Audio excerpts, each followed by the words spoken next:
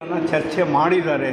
ನಮ್ಮ ಲಾಡ್ಜಲ್ಲಿ ಇಂಥ ಸಮಸ್ಯೆ ಇದೆ, ಇಲ್ಲಿ ಇಂಥ ಸಮಸ್ಯೆ ಇದೆ. So mostly eviction suits, declaration suits ನಮ್ಮ ಸಂಸ್ಥೆಗೆ ಸಂಬಂಧಪಟ್ಟಿರದೇ ಇರೋವಂಥದ್ದು ಅಥವಾ ನಮ್ಮ ಹೆಸರಿಗೆ ಬರದೇ ಇರೋವಂತಹದ್ದು ಇದೆಲ್ಲ ಇದೆ. ಅದಕ್ಕೆ ವಕೀಲ ಬಂಧುಗಳು ಕೂಡ ಮೆಂಬರ್ ಆಗಿದ್ದಾರೆ ಈ ಪ್ಯಾನಲಲ್ಲಿ. ಸೊ ಅಂಥ ಪ್ಯಾನಲ್ಗಳನ್ನು ಒಂದು ರಾಜ್ಯ ಮಟ್ಟದಲ್ಲಾದರೆ ಅವರು ವಿಡಿಯೋ ಕಾನ್ಫರೆನ್ಸ್ ಮಾಡಿದ್ರೆ ಸಾಕು. ಈಗ ಟೆಕ್ನಾಲಜಿಯಿಂದ ನಾವು ತಲುಪ್ಬೋದು. ಅವರು ಬೆಂಗಳೂರಿನಲ್ಲಿ ಇದ್ದು ನಾನು ಅಲ್ಲೇ ಇರಬೇಕು, ನಾನು ಬೆಂಗಳೂರಿಗೆ ಹೋಗಬೇಕು, ಈಗ ನಾವು ಎಲ್ಲ ಮೀಟ್ ಮಾಡಬೇಕು ಅನ್ನೋದೇನೂ ಇಲ್ಲ. ಟೆಕ್ನಾಲಜಿಯನ್ನು ಉಪಯೋಗಿಸಿದರೆ ನಾವು ಯಾವ ಜಾಗದಲ್ಲಿ ಇರ್ತೀವೋ ಅಲ್ಲಿಂದನೇ ಎಲ್ಲರೂ ಸಭೆ ಸೇರೋ ಅಂಥ ಒಂದು ಅವಕಾಶ ಇರುತ್ತೆ.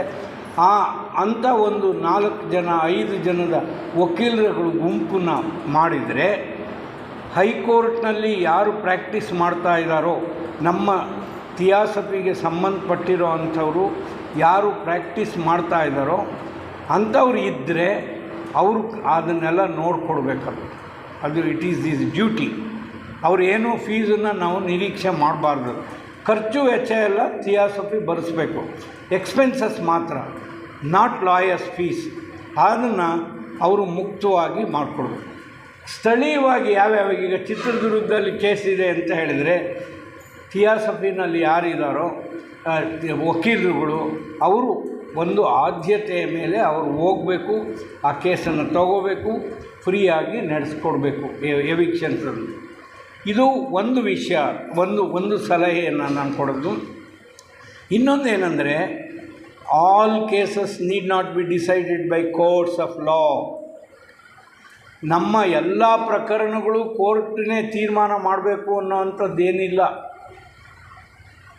Mediation, arbitration, mediation, conciliation, Lok Adalat, ಎಷ್ಟು ಆಲ್ಟರ್ನೇಟಿವ್ ವ್ಯವಸ್ಥೆ ಇದೆ. ಇದೆಲ್ಲ ನಮಗೆ ಗೊತ್ತಾಗಿಲ್ಲ ಈಗ. ಯಾಕೆ ಲೋಕ ಅದಾಲತ್ ಅಂತ ಒಂದು ಬಂದಿದೆ? ಯಾಕೆ ಬಂದಿದೆ ಅಂತಂದರೆ ಪರ್ಯಾಯ ವ್ಯವಸ್ಥೆಯಲ್ಲಿ ನ್ಯಾಯ ವಂಚಿತರಾಗಬಾರ್ದು, ಯಾವುದೇ ಪ್ರಜೆ ನ್ಯಾಯ ವಂಚಿತರಾಗಬಾರ್ದು ಅನ್ನುವ ದೃಷ್ಟಿಯಿಂದನೇ ಬಂದಿದೆ ಲೋಕ ಅದಾಲತ್. ಮೀಡಿಯೇಷನ್ ಅನ್ನೋದು ಕೂಡ ಅದಕ್ಕೆ ಬಂದಿದೆ. ಜಸ್ಟ್ ಹೋಗಿ ಕೋರ್ಟಿಗೆ ರಿಕ್ವೆಸ್ಟ್ ಮಾಡೋದು, please refer the matter to mediation. ಬ್ಯಾಂಗ್ಳೂರಿನಲ್ಲಿ ಹೈಕೋರ್ಟ್ನಲ್ಲಿದೆಯಾ, refer it to the mediation there. ಬ್ಯಾಂಗ್ಳೂರಿನಲ್ಲೇ ಮಾಡ್ಬೋದು. ಚಿತ್ರದುರ್ಗದಲ್ಲಿದೆಯಾ, refer it to the mediation here. ದಾವಣಗೆರೆಯಲ್ಲಿದೆ, refer it to the mediation there. ಆ ರೀತಿ ಪ್ರತಿಯೊಂದು ತಾಲೂಕದಲ್ಲೂ ಕಾನೂನು ಸೇವಾ ಪ್ರಾಧಿಕಾರಗಳು ಇದೆ, ತಾಲೂಕು ಸಮಿತಿಗಳಿದೆ, ಜಿಲ್ಲಾ ಪ್ರಾಧಿಕಾರಗಳಿದೆ. ಅದರ ಜೊತೆಗೆ ಮೀಡಿಯೇಷನ್ ಅನ್ನುವಂಥ ಒಂದು ವ್ಯವಸ್ಥೆ ಇದೆ.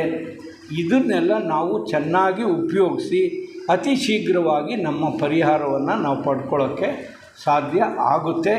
ಇದನ್ನು ಕೂಡ ನಾವು ಟ್ರೈ ಮಾಡ್ಬೋದು. ನಾವು ಜಗಳ ಮಾಡೋಕ್ಕೆ ಬಂದಿಲ್ಲ. ನಾವು ಥಿಯಾಸಫಿನವರು, ನಮಗೆ ಜಗಳ ಬೇಕಾಗಿಲ್ಲ. ನೀವು ಒಂದು 2 ತಿಂಗಳು 3 ತಿಂಗಳು ಟೈಮ್ ಬೇಕಾ ನಿಮಗೆ ಕೊಟ್ಬಿಡ್ತೀವಿ. 3 ವರ್ಷ ಟೈಮ್ ಬೇಕಾ, ಇಫ್ ಇಟ್ ಈಸ್ ರೀಸನಬಲ್. ಅವರ ಡಿಮಾಂಡು ರೀಸನಬಲ್ ಆಗಿದ್ದರೆ don't bother. 1 year or 2 years or 3 years, don't bother about that. ಅದು ಹಠ ಮಾಡ್ಕೊಂಡು ಕೂತ್ಕೊಳ್ಳೋದಲ್ಲ. Make a sensible decision and finalise it. ಅದನ್ನು ಮಾಡೋಕ್ಕಾಗುತ್ತೆ.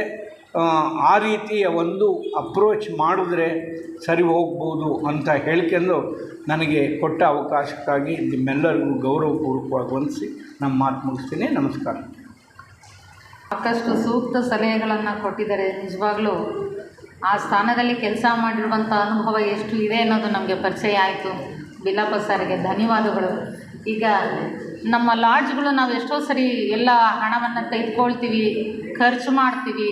ಅದರ ಲೆಕ್ಕ ವಿಚಾರಗಳಲ್ಲಿ ಹೇಗೆ ವ್ಯವಹಾರ ಮಾಡಬೇಕು, ಲೆಕ್ಕಾಚಾರವನ್ನು ಹೇಗೆ ನಿರ್ವಹಿಸಬೇಕು ಅಂತ ಹೇಳಿ ನಮ್ಮ KTFನ ಖಜಾಂಚಿಗಳಾಗಿರುವಂಥ ವೆಂಕಟಾಚಲಪತಿಯವರು ದಯವಿಟ್ಟು ನಮಗೆ ಒಂದು ಮಾರ್ಗದರ್ಶನ ಕೊಡಬೇಕು ಅಂತ ಹೇಳಿ ಎಲ್ಲರೂ ಪರವಾಗಿ ಕೇಳಿ. ನಮಸ್ಕಾರ.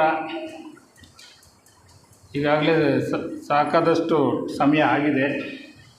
ಎಲ್ರಿಗೂ ಯಾರು ಎದ್ದೋಗದೆ ಕೂತಿದ್ದೀರಿ, ಧನ್ಯವಾದಗಳು. ಸುಮಾರು 14 ಲಾಡ್ಜ್ ಇದೆ ಈ ಝೋನಲ್ಲಿ. ಅದರಲ್ಲಿ ಒಂದು 10 ಲಾಡ್ಜಿನವರು ಪಾರ್ಟಿಸಿಪೇಟ್ ಮಾಡಿದ್ದೀರಿ. ಇನ್ನೂ 4 ಲಾಡ್ಜಿನವರು ಪಾರ್ಟಿಸಿಪೇಟ್ ಮಾಡಲಿಲ್ಲ ಕಾರಣಾಂತರಗಳಿಂದ. ಬಂದವರು ತಮ್ಮ ಅನಿಸಿಕೆಗಳು, ತಮ್ಮ ಕುಂದುಕೊರತೆಗಳು, ತಮಗೆ ಏನು ಅವಶ್ಯಕತೆ ಇದೆ ಇವೆಲ್ಲವನ್ನು ಹಂಚ್ಕೊಂಡಿದ್ದೀರಿ. ಇದು ಒಂದು ಸಲಕ್ಕೆ ಎಲ್ಲ ಸಾಲ್ವ್ ಆಗುವಂಥ ಇದಲ್ಲ, ನಿರಂತರವಾಗಿ ನಡೀತಾ ಇರಬೇಕು. ಹಂತ ಹಂತವಾಗಿ ಸ್ಟೆಪ್ ಬೈ ಸ್ಟೆಪ್ ನಾವು ಮುಂದೆ ಹೋಗಬೇಕಾಗುತ್ತೆ. ಒಂದೇ ಸಲ ನಮ್ಮದೆಲ್ಲ ಪ್ರಾಬ್ಲಮ್ ಸಾಲ್ವ್ ಆಗುತ್ತೆ ಅನ್ನೋ ವಿಷಯಗಳಲ್ಲ, ಅಂಥ ಸಂಸ್ಥೆನೂ ಅವ್ರು ನಮ್ಮದಲ್ಲ. ನಾವು ಹಂತ ಹಂತವಾಗಿ ಏನೇನು ನಮ್ಮ ಮಟ್ಟಿಗೆ ಏನು ರಿಸೋರ್ಸಸ್ ಇದೆ, ಮೆನ್ ಆ್ಯಂಡ್ ಮನಿ, ಆ ರಿಸೋರ್ಸಸ್ ಉಪಯೋಗಿಸ್ಕೊಂಡು ನಾವು ಹಂತ ಹಂತವಾಗಿ ಬೆಳಿಬೇಕಾಗುತ್ತೆ, ಅಭಿವೃದ್ಧಿ ಹೊಂದಬೇಕಾಗುತ್ತೆ. ಸೊ ಆ ನಿಟ್ಟಿನಲ್ಲಿ ತಾವೆಲ್ಲನೂ ಸಕ್ರಿಯವಾಗಿ ಭಾಗವಹಿಸ್ತಾ ಇದ್ದೀರಂತ ಕಾಣುತ್ತೆ. ಇನ್ನು ಕೆಲವು ಕಡೆ ಮೆಂಬರ್ಸ್ ಕೊರತೆ ಇದೆ, ಕೆಲವು ಕಡೆ ಪಾರ್ಟಿಸಿಪೇಷನ್ನೇ ಇಲ್ಲ, ಇದ್ರೂ ಪಾರ್ಟಿಸಿಪೇಷನ್ನೇ ಇಲ್ಲ, ಕೆಲವು ಕಡೆ ಇನ್ವಾಲ್ವ್ಮೆಂಟೇ ಇಲ್ಲ. ಈ ಥರ ಎಲ್ಲ ಸಮಸ್ಯೆಗಳು ಬರ್ತಾಯಿದೆ. ಇದು ಸಹಜ, ಎಲ್ಲ ಕಡೆಯೂ ಇದೆ.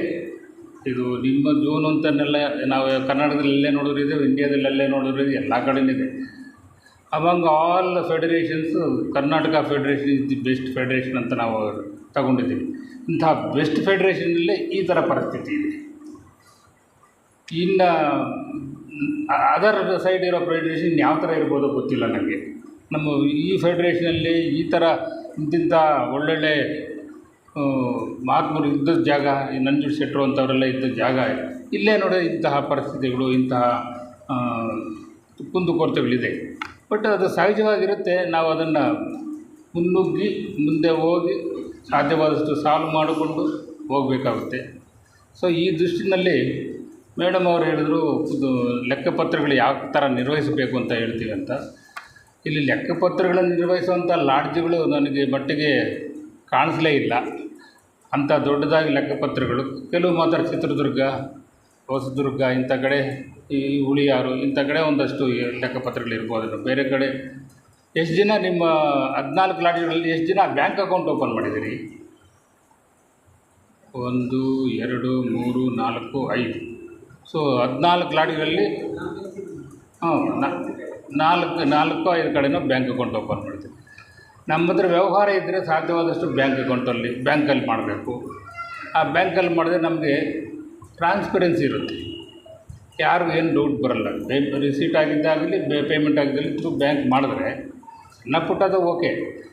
ನೀವು ಇನ್ನೊಂದು ಪ್ರಶ್ನೆ, ಬ್ಯಾಂಕ್ ಅಕೌಂಟ್ ಎಲ್ಲಿ ಓಪನ್ ಮಾಡೋಣ? ದುಡ್ಡೇ ಇಲ್ಲ ನಮ್ಮ ಹತ್ರ, ಎಲ್ಲಿ ಬ್ಯಾಂಕ್ ಅಕೌಂಟ್ ಓಪನ್ ಮಾಡೋಣ ಅನ್ನೋ ಪರಿಸ್ಥಿತಿ ಇದೆ. ಎಷ್ಟೋ ಜನ ಮೆಂಬರ್ಸ್ ಇಲ್ಲಿ ಪಾಪ ತನುಮನ ಅರ್ಪಿಸಿ ಲಾಡ್ಜ್ಗಳು ನಡೆಸ್ತಾಯಿದ್ದೀರಿ. ಕೈಯಿಂದ ಹಾಕ್ಕೊಂಡು ಬೇರೆಯವ್ರಿಗೆ ಗೊತ್ತಾಗೋದೇ ಇಲ್ಲ ಅದು ಹೆಂಗೆ ನಡೆಸ್ತಾಯಿದ್ದೀರಿ ಅಂತ, ಹಂಗೆಲ್ಲ ನಡೆಸ್ತಾಯಿದ್ದೀರಿ. ಆ ಥರ ಲಾಡ್ಜ್ಗಳಿದೆ. ನಿಮ್ಮ ಒಂದು ಈ ಅದ್ಭುತ ಸೇವೆಯನ್ನು ಮರೆಯೋಕ್ಕಾಗಲ್ಲ. ಆ ಥರ ಸೇವೆ ಮಾಡೋರು ಎಷ್ಟೋ ಜನ ಇದ್ದೀರಿ ಇಲ್ಲಿ, ಈಗ ಕೇಳಿಸ್ಕೊಂಡ್ರೆ ಗೊತ್ತಾಗುತ್ತೆ. ಆದಾಗ್ಯೂ ನಾವು ಬಂದಿರೋದೇ ಅಂಥ ಸಂಸ್ಥೆಗೆ, ಸೇವಾ ಸಂಸ್ಥೆಗೆ ಬಂದಿದ್ದೀವಿ. ನಮ್ಮ ಕೈಲಾದ ಸೇವೆ ನಾವು ಮಾಡಲೇಬೇಕಾಗುತ್ತೆ, ಅದು ಅನಿವಾರ್ಯ.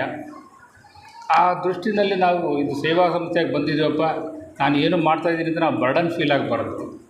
ಇದು ನನ್ನ ಕರ್ತವ್ಯ, ನಾನು ಮಾಡೋಕ್ಕೆ ಇಲ್ಲಿ ಬಂದಿದ್ದೀನಿ, ಏನೋ ನನ್ನ ಕೈಲಾದ ಸೇವೆ ಮಾಡೋಣ ಅನ್ನೋ ಒಂದು ಮನೋಭಾವದಿಂದ ನಾವು ಮಾಡಿದಾಗ ಇನ್ನು ಸ್ವಲ್ಪ ಚೆನ್ನಾಗಿ ಮಾಡೋಕ್ಕೆ ಸಾಧ್ಯವಾಗುತ್ತೆ.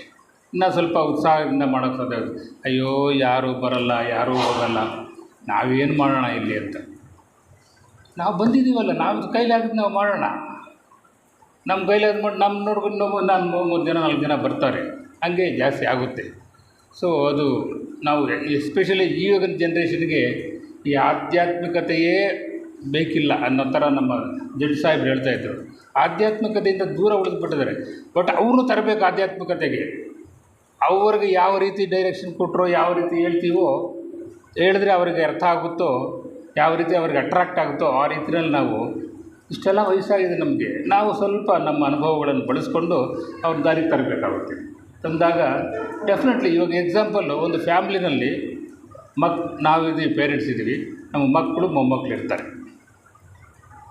ಎಷ್ಟು ಜನ ನಾವು ಮಕ್ಕಳು ಮೊಮ್ಮಕ್ಕಳನ್ನೆಲ್ಲ ಸಕ್ರಿಯವಾಗಿ ತೀಸಾಬಳಿ ಸಂಸ್ಥೆಗೆ ಬರೋಕ್ಕೆ ನಾವು ಬಿಟ್ಟಿದ್ದೀವಿ, ಎನ್ಕರೇಜ್ ಮಾಡಿದ್ದೀವಿ. ಆ ಸಣ್ಣ ಸಣ್ಣ ಬುಕ್ಗಳು ಕೊಟ್ಟು ಓದಿ ಅಂತ ಹೇಳಿದ್ದೀವಿ, ಇಲ್ಲ ಮಾಡ್ತಾಯಿಲ್ಲ. ಅಲ್ಲಿಂದ ಸ್ಟಾರ್ಟ್ ಆಗಬೇಕು ಅದು.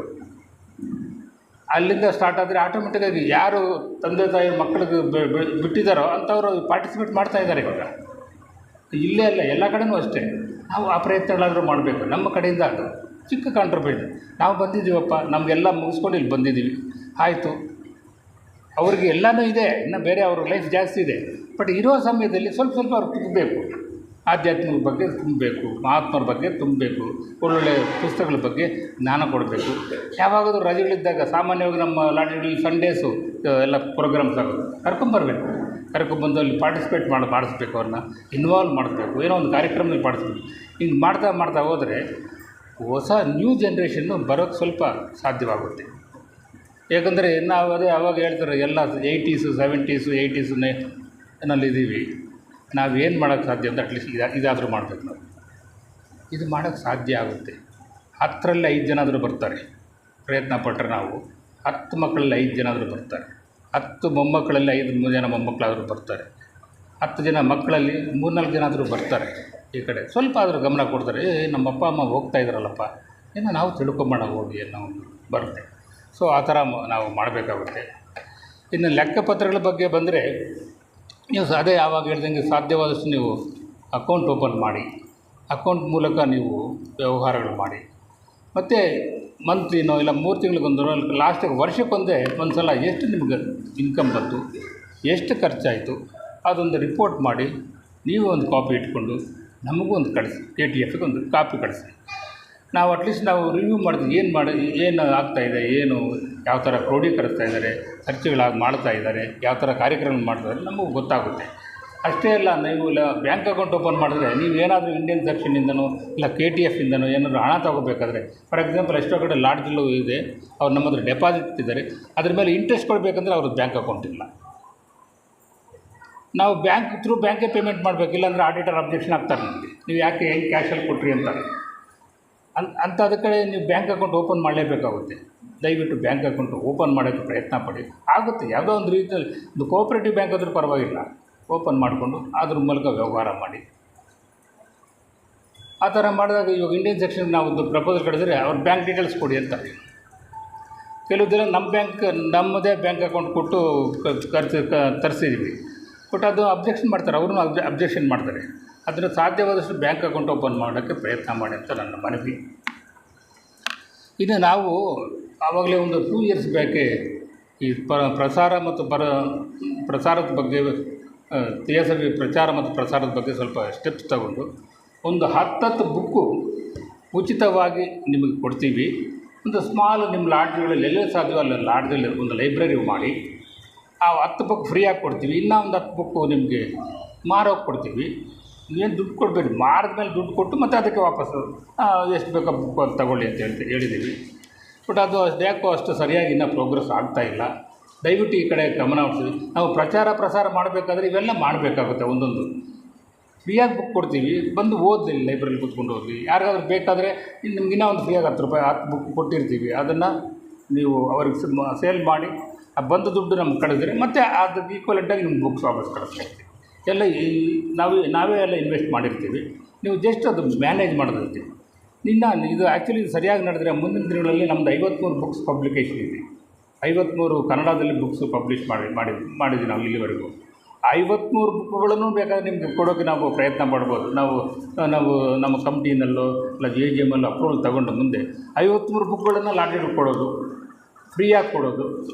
ಇನ್ನೂ ಒಂದು 53 ಬುಕ್ಕು ನಿಮಗೆ ಕೊಟ್ಟಿರೋದು, ಅದು ಆ ಬುಕ್ಸ್ ತಗೊಳ್ಳಿ. ತಗೊಂಡು ಅದಾದಮೇಲೆ ಓದಿ ಅವ್ರಿಗೆ ಸ್ವಲ್ಪ ಇಂಟ್ರೆಸ್ಟ್ ಆದರೆ ಪರ್ಚೇಸ್ ಮಾಡ್ತಾರೆ. ಆ ಪರ್ಚೇಸ್ ಮಾಡಿದ್ಮೇಲೆ ಆ ಬುಕ್ಗಳು ಮತ್ತೆ ನೀವು ಬೇಕಾದರೆ ಮತ್ತು ರಿಯಂಬರ್ಸ್ಮೆಂಟ್, ಆ ಬುಕ್ಗಳು ಬಂದಿರೋ ದುಡ್ಡು ನಾವೇ ಕೊಟ್ಟಿರೋ ಬುಕ್ಗಳು ಮಾರಿ ಬಂದಿರೋದು ನಮ್ಗೆ ಕಳಿಸಿದ್ರೆ ಮತ್ತು ಅದಕ್ಕೆ ಈಕ್ವಲೆಂಟಾಗಿ ಬುಕ್ಸ್ ಕಳಿಸು. ಅಲ್ಲಿಗೆ ಟೋಟಲ್ ನಿಮ್ಮದು ಇನ್ವೆಸ್ಟ್ಮೆಂಟ್ ಏನೂ ಇರೋಲ್ಲ. ನೀವು ಜಸ್ಟ್ ಮಾನಿಟರ್ ಮಾಡಬೇಕು, ಮ್ಯಾನೇಜ್ ಮಾಡಬೇಕು. ಆ ಥರ ಮಾಡಿದ್ರೆ ಇದ್ರ ಜೊತೆಗೆ ಬೇರೆ ಏನು ಕಾರ್ಯಕ್ರಮ ನಡೀತಾ ಇದೆಯೋ ಅದರ ಜೊತೆಗೆ ಇದೂ ಸ್ವಲ್ಪ ಅವರಿಗೆ ಓದೋಕ್ಕೆ ಅನುಕೂಲ ಆಗುತ್ತೆ, ಪ್ರಸಾರ ಆಗುತ್ತೆ TSV ಅಂತ ನನ್ನ ಭಾವನೆ. ಇನ್ನು ನಮಗೆ ಇಂಡಿಯನ್ ಸೆಕ್ಷನ್ನು ಪ್ರತಿ ವರ್ಷ ಒಂದು ಟಾರ್ಗೆಟ್ ಕೊಡುತ್ತೆ. ಈ ಮೆಂಬರ್ಶಿಪ್ ಬಗ್ಗೆಯೂ ಸಹ ಒಂದು ಟಾರ್ಗೆಟ್ ಕೊಡುತ್ತೆ. ಮಿನಿಮಮ್ ಪ್ರತಿ ಲಾಡ್ಜಲ್ಲೂ 10% ಮೆಂಬರ್ಸನ್ನು ಜಾಸ್ತಿ ಮಾಡಬೇಕು ಅಂತ. ಮಿನಿಮಮ್ 10 ಮೇಲೆ 20% ಮಾಡಿದ್ರೆ ಎಷ್ಟಾದ್ರೂ ಮಾಡ್ಬೋದು. ಮಿನಿಮಮ್ ಅಂತಂದರೆ 100 ಜನ ಇದ್ದರೆ ನೆಕ್ಸ್ಟ್ ಇಯರಿಗೆ 110 ಆಗಬೇಕು. ಇನ್ನೊಂದು ನೆಕ್ಸ್ಟಿಗೆ 11 ಜನ ಆಗಿ 121 ಆಗಬೇಕು. ಹಿಂಗೆ ಟಾರ್ಗೆಟ್ ಕೊಡುತ್ತೆ. ಕೆಲವು ಲಾಡ್ಜ್ಗಳು ಮಾಡ್ತಾಯಿದ್ದಾರೆ, ಆ್ಯಕ್ಚುಲಿ ಕೆಲವು ಮಾಡ್ತಾಯಿದ್ದಾರೆ. ನಿಮ್ಮಲ್ಲಿನೂ ಕೆಲವ್ರು ಮಾಡಿದ್ದಾರೆ, ಇನ್ನು ಕೆಲವು ಕಡೆ ಮಾಡಿಲ್ಲ. ಕೆಲವು ಕಡೆ ಏನು ಮಾಡೋಲ್ಲ. ಫಾರ್ ಎಕ್ಸಾಂಪಲ್ 2 ಲಾಡ್ಜ್ ಇದೆ, ಒಂದು ಕಡೆ 2 ಇದ್ದಾರೆ, ಒಂದು ಕಡೆ 3-4 ಇದ್ದಾರೆ, ಅವ್ರು ಬಂದೂ ಇಲ್ಲ. ಸೊ ಅಂಥ ಕಡೆ ಏನು ಮಾಡೋಕ್ಕಾಗಲ್ಲ. ಅದಕ್ಕೂ ಬೇರೆ ಪ್ರಯತ್ನ ಮಾಡಬೇಕಾಗುತ್ತೆ. ಬಟ್ ಎಲ್ಲಿ ಸಾಧ್ಯವೋ ಅಲ್ಲಿ ಮೆಂಬರ್ಶಿಪ್ ಮಾಡಿ.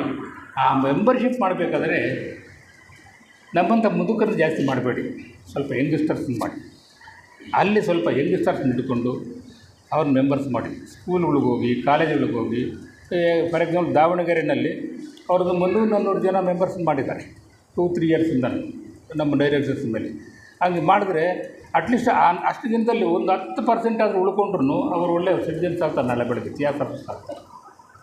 ಆ ಥರ ಮೆಂಬರ್ಶಿಪ್ಪು ಡ್ರೈವ್ ಮಾಡಿ ನೀವು ಪ್ರತಿಯೊಂದು ಲಾಡ್ಜಲ್ಲೂ, ಎಸ್ಪೆಷಲಿ ಸೆಕ್ರೆಟ್ರೀಸ್, ಪ್ರೆಸಿಡೆಂಟ್ಸು, ಅಲ್ಲಿ ಯಾರು ಆಫೀಸ್ ಬೇರೆಯವ್ರು ಇರ್ತಾರೋ ಅಂಥವ್ರನ್ನ ಸ್ವಲ್ಪ ಯಂಗ್ಸ್ಟರ್ಸನ್ನ ಇನ್ಕಲ್ಕೇಟ್ ಮಾಡಿ.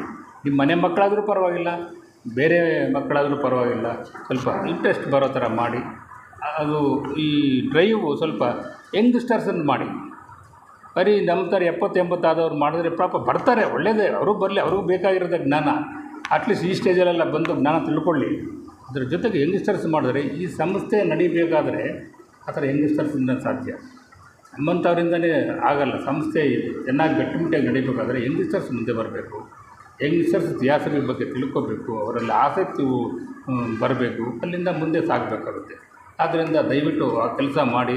ಮೆಂಬರ್ಶಿಪ್ ಅಟ್ಲೀಸ್ಟ್ 10% ಪ್ರತಿಯೊಂದು ಲಾಡ್ಜ್ ಅವರು, ಎಸ್ಪೆಷಲಿ ಮೇಡಮ್ ಅವರು, ನೀವು ಇದನ್ನು ನೀವು ಒತ್ತಿ ಹೇಳಬೇಕು ಎಲ್ಲ ಕಡೆಯೂ. 10% ಆದರೂ ಮಿನಿಮಮ್ ಪ್ರತಿ ವರ್ಷವೂ ಜಾಸ್ತಿ ಮಾಡಬೇಕು. ಅದು ನಮ್ಮ ಟಾರ್ಗೆಟ್ ಇದೆ ಇಂಡಿಯನ್ ಸೆಕ್ಷನಲ್ಲಿ. ಅದರಿಂದ ಅದು ಮಾಡಿ. ಇನ್ನು ಹಲವು ಕಡೆ ವಾರ್ಷಿಕ ಸಭೆಗಳು ಆಗಲಿ 3 ಯಾವುದು ನಡೀತಾ ಇಲ್ಲ. ಆಫೀಸ್ ಬೇರರ್ದು ನಮ್ಮ ಇವರು ಪರಮೇಶ್ವರ್ ಸಾರ್ ಹೇಳ್ತಾಯಿದ್ರು 1976 ಅಂತ ನಾನೇ ಸೆಕ್ರೆಟ್ರಿ, ಅಲ್ಲಿ ಯಾರೂ ಇಲ್ಲ ಅಂತ. ಆ ಥರ ಲಾಡ್ಜ್ಗಳು ಇದೆ. ಬಟ್ ಎಲ್ಲೆಲ್ಲಿ ಸಾಧ್ಯವೋ ಅಲ್ಲಿ ವಾರ್ಷಿಕ ಸಭೆ ಮಾಡಿ ಅದನ್ನು ರಿಪೋರ್ಟ್ ಕಳಿಸಿ. ಮತ್ತು 3 ವರ್ಷಕ್ಕೊಂದ್ಸಲ ಆಫೀಸ್ ಬೇರೆಯವ್ರು ನ್ಯೂಯಾಗಿ ಎಲೆಕ್ಟ್, ಅವರೇ ಆದರೂ ಪರವಾಗಿಲ್ಲ, ನ್ಯೂಯಾಗಿ ಎಲೆಕ್ಟ್ ಮಾಡಿ. ಅವರೇ ಇರಲಿ ಚಿಂತೆ ಇಲ್ಲ, ಮತ್ತು ಹೊಸದಾಗಿ ರೀಎಲೆಕ್ಟ್ ಆದಂಗೆ ಮಾಡಿ. ಇವೆಲ್ಲ ಮ್ಯಾಂಡೇಟರಿ. ನಮ್ಮ ಒಂದು ಇಂಡಿಯನ್ ಸೆಕ್ಷನ್ ಕಾನ್ಸ್ಟಿಟ್ಯೂಷನ್ ಪ್ರಕಾರ ಇವೆಲ್ಲ ಮ್ಯಾಂಡೇಟರಿ. ನಮ್ಮ ಬೈಲಾಸ್ ಪ್ರಕಾರ ಇವೆಲ್ಲ ಮ್ಯಾಂಡೇಟರಿ ಇದೆ. ಇವೆಲ್ಲ ನಾವು ಸರಿಯಾಗಿ ಫಾಲೋ ಮಾಡ್ತಾಯಿಲ್ಲ. ದಯವಿಟ್ಟು ಮಾಡಿ. ಒಂದು ವಾರ್ಷಿಕ ಸಭೆ ಮಾಡ್ಬೋದು. ಅದು 3 ವರ್ಷಕ್ಕೊಂದ್ಸಲ ಆಫೀಸ್ ಅವರೇ ಆದರೂ ಪರವಾಗಿಲ್ಲ, ಮತ್ತು ರೀಎಲೆಕ್ಟೆಡ್ ಅದು ಆಫೀಸ್ ಬೇರೆ ಯಾರ್ಯಾರು ಸೋ ಅಂತ ಹೇಳಿ ರೆಕಾರ್ಡ್ ಮಾಡಿ ಒಂದು ರೆಸೊಲ್ಯೂಷನ್ ಬುಕ್ ಮೇಂಟೈನ್ ಮಾಡಿ ಅದು ರೆಕಾರ್ಡ್ ಮಾಡಿದ್ರೆ ಸಾಕು. ಅದೆಲ್ಲ ಮಾಡೋಕ್ಕೆ ಪ್ರಯತ್ನ ಮಾಡಿ.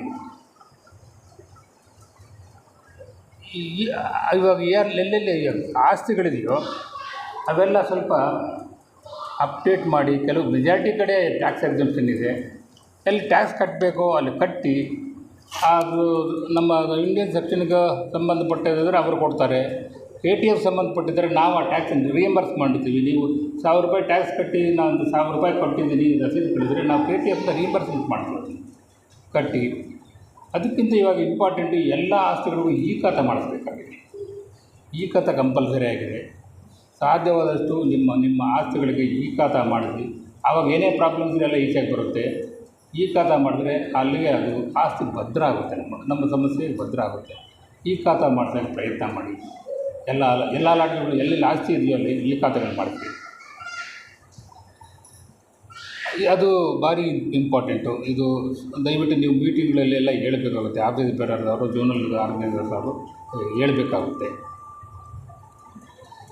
ಮತ್ತು ನಮ್ಮ ಇವರು ಸಾರ್ ಹೇಳ್ತಾಯಿದ್ರು ಮ್ಯಾಗ್ಝೈನ್ ಮೆಂಬರ್ಸ್ ಹೇಳಿದ್ರು, ಮ್ಯಾಗ್ಝೈನ್ಸ್ ಮೆಂಬರ್ಶಿಪ್ ನಾವು ಚಾರ್ಜ್ ತಗೊಂಡಾಗ 1800 ಜನ ಇದ್ದರು. ಇವಾಗ 1620 ಮ್ಯಾಗ್ಝೈನ್ಸ್ ಪ್ರಿಂಟ್ ಮಾಡಿಸ್ತಾಯಿದ್ರು. ನಾವು ಅದನ್ನು ಮಿನಿಮಮ್ ಆಗಿ ಯಾಕೆ ಅದು ಫ್ರೀಯಾಗಿ ಕೊಡ್ಬೋದು, ಫ್ರೀಯಾಗಿ ಕೊಟ್ಟು ಅದಕ್ಕೆ ಬೆಲೆನೇ ಇಲ್ಲ. ಮಿನಿಮಮ್ ಆಗಿ ವರ್ಷಕ್ಕೆ 100 ರೂಪಾಯಿ ಕಲೆಕ್ಟ್ ಮಾಡ್ತಾಯಿದ್ವಿ. ಆ್ಯಕ್ಚುಲಿ ನಮ್ಗೆ 180 ರೂಪಾಯಿ 200 ರೂಪಾಯಿ ಬೀಳುತ್ತೆ ಒಂದು ಮ್ಯಾಗ್ಝೈನ್. ಮಿನಿಮಮ್ ಆಗಿ 100 ರೂಪಾಯಿ. ಅದಕ್ಕೊಂದು ಬೆಲೆ ಇರಬೇಕು. ಬೆಲೆ ಇಲ್ಲದೆ ನಾವೇನು ಕೊಟ್ಟರು ಸಿದ್ದರಾಮಯ್ಯ ಇದು ಕೊಟ್ಟಂಗೆ ಆಗುತ್ತೆ, ಬಿಟ್ಟು ಕೊಟ್ಟಂಗೆ ಆಗುತ್ತೆ. ಹಂಗೆ ಆಗಬಾರ್ದು ಯಾವುದನ್ನು. ನಾವು ಅದಕ್ಕೇನು ಸ್ವಲ್ಪ ಸ್ಮಾಲ್ ವ್ಯಾಲ್ಯೂ ಅವರಿಗೆ ಒಂದು ಇಂಟ್ರೆಸ್ಟ್ ಬರಲಿ ಅಂತ ಅದನ್ನು ಪ್ರತಿ ವರ್ಷ ರಿನ್ಯೂವಲ್ ಟರ್ಮ್ಸ್. ಇವಾಗ ಮೆಂಬರ್ಸ್ ಸೈನ್ ಮಾಡಿ ಅಂತ ಕೊಟ್ಟಿದ್ರು. ಆ ಮೆಂಬರ್ಶಿಪ್ ಸೈನ್ ಮಾಡುವಾಗ 100 ರೂಪಾಯಿ ಅದು ಬೆಲೆನೇ ಇಲ್ಲ ಇವತ್ತು. ಎಷ್ಟೇ ಟೋಕನ್ ಅಷ್ಟೇ. ಅದಕ್ಕೊಂದು ಅವ್ರಿಗೆ ನಾನು 100 ರೂಪಾಯಿ ಕೊಟ್ಟಿದ್ದೀನಪ್ಪ, ಹಂಗಾದರೂ ತೆಗೆದ ಓದಲಿ ಅಂತ. ಆ್ಯಕ್ಚುಲಿ 1800 2000 ಆಗಬೇಕಾಗಿತ್ತು ಇಷ್ಟೊತ್ತಿಗೆ. 1620 ಲಾಸ್ಟ್ ಮಂತ್ ನಾವು ತಗೊಂಡಿರೋದು. ಅದನ್ನು ಸ್ವಲ್ಪ ಹೊಸದಾಗಿ ಮೆಂಬರ್ಸ್ ಆದಾಗ ಅವ್ರ ಹತ್ರ ₹100 ಕಲೆಕ್ಟ್ ಮಾಡಿ ಮೆಂಬರ್ಶಿಪ್ ಕೊಡಿ. ಮ್ಯಾಗ್ಝಿನ್ಗಾಗಿ ನಾವು ಮೆಂಬರ್ಶಿಪ್ ಅಂದರೆ ಮ್ಯಾಗ್ಝಿನ್ ಮೆಂಬರ್ಶಿಪ್ ತೊಗೊಂಡು ನೀವು ಕಲೆಕ್ಟ್ ಮಾಡಿ ಕೊಟ್ಟು ಅವರು ಕೊಡ್ತಾರೆ. ಹೊಸದಾಗಿ ಮೆಂಬರ್ಸ್ ಆದವರು ಕೊಡ್ತಾರೆ. ಹಳಬರ ಥರ ಈ ರಿನ್ಯೂವಲ್ ಟೈಮಲ್ಲಿ ಕಲೆಕ್ಟ್ ಮಾಡಿ ಕೊಡಿ. ಅಟ್ಲೀಸ್ಟ್ ನಮ್ಮದು ಜಾಸ್ತಿ ಆಗಲಿ, ಕಡಿಮೆ ಆಗ್ತಾಯಿದೆ, ದಿನ ದಿನ ಕಡಿಮೆ ಆಗ್ತಾಯಿದೆ. ಅಲ್ಲಿ ನಾವು ಯಾಕಂದರೆ ಅದರಲ್ಲಿ ಬಹಳ ಇಂಪಾರ್ಟೆಂಟ್ ವಿಷಯಗಳು ಬರುತ್ತೆ. ಓದಬೇಕು, ಅದು ಜನ ಓದಬೇಕು. ಎಷ್ಟೋ ಜನ ಓದೋದೇ ಇಲ್ಲ.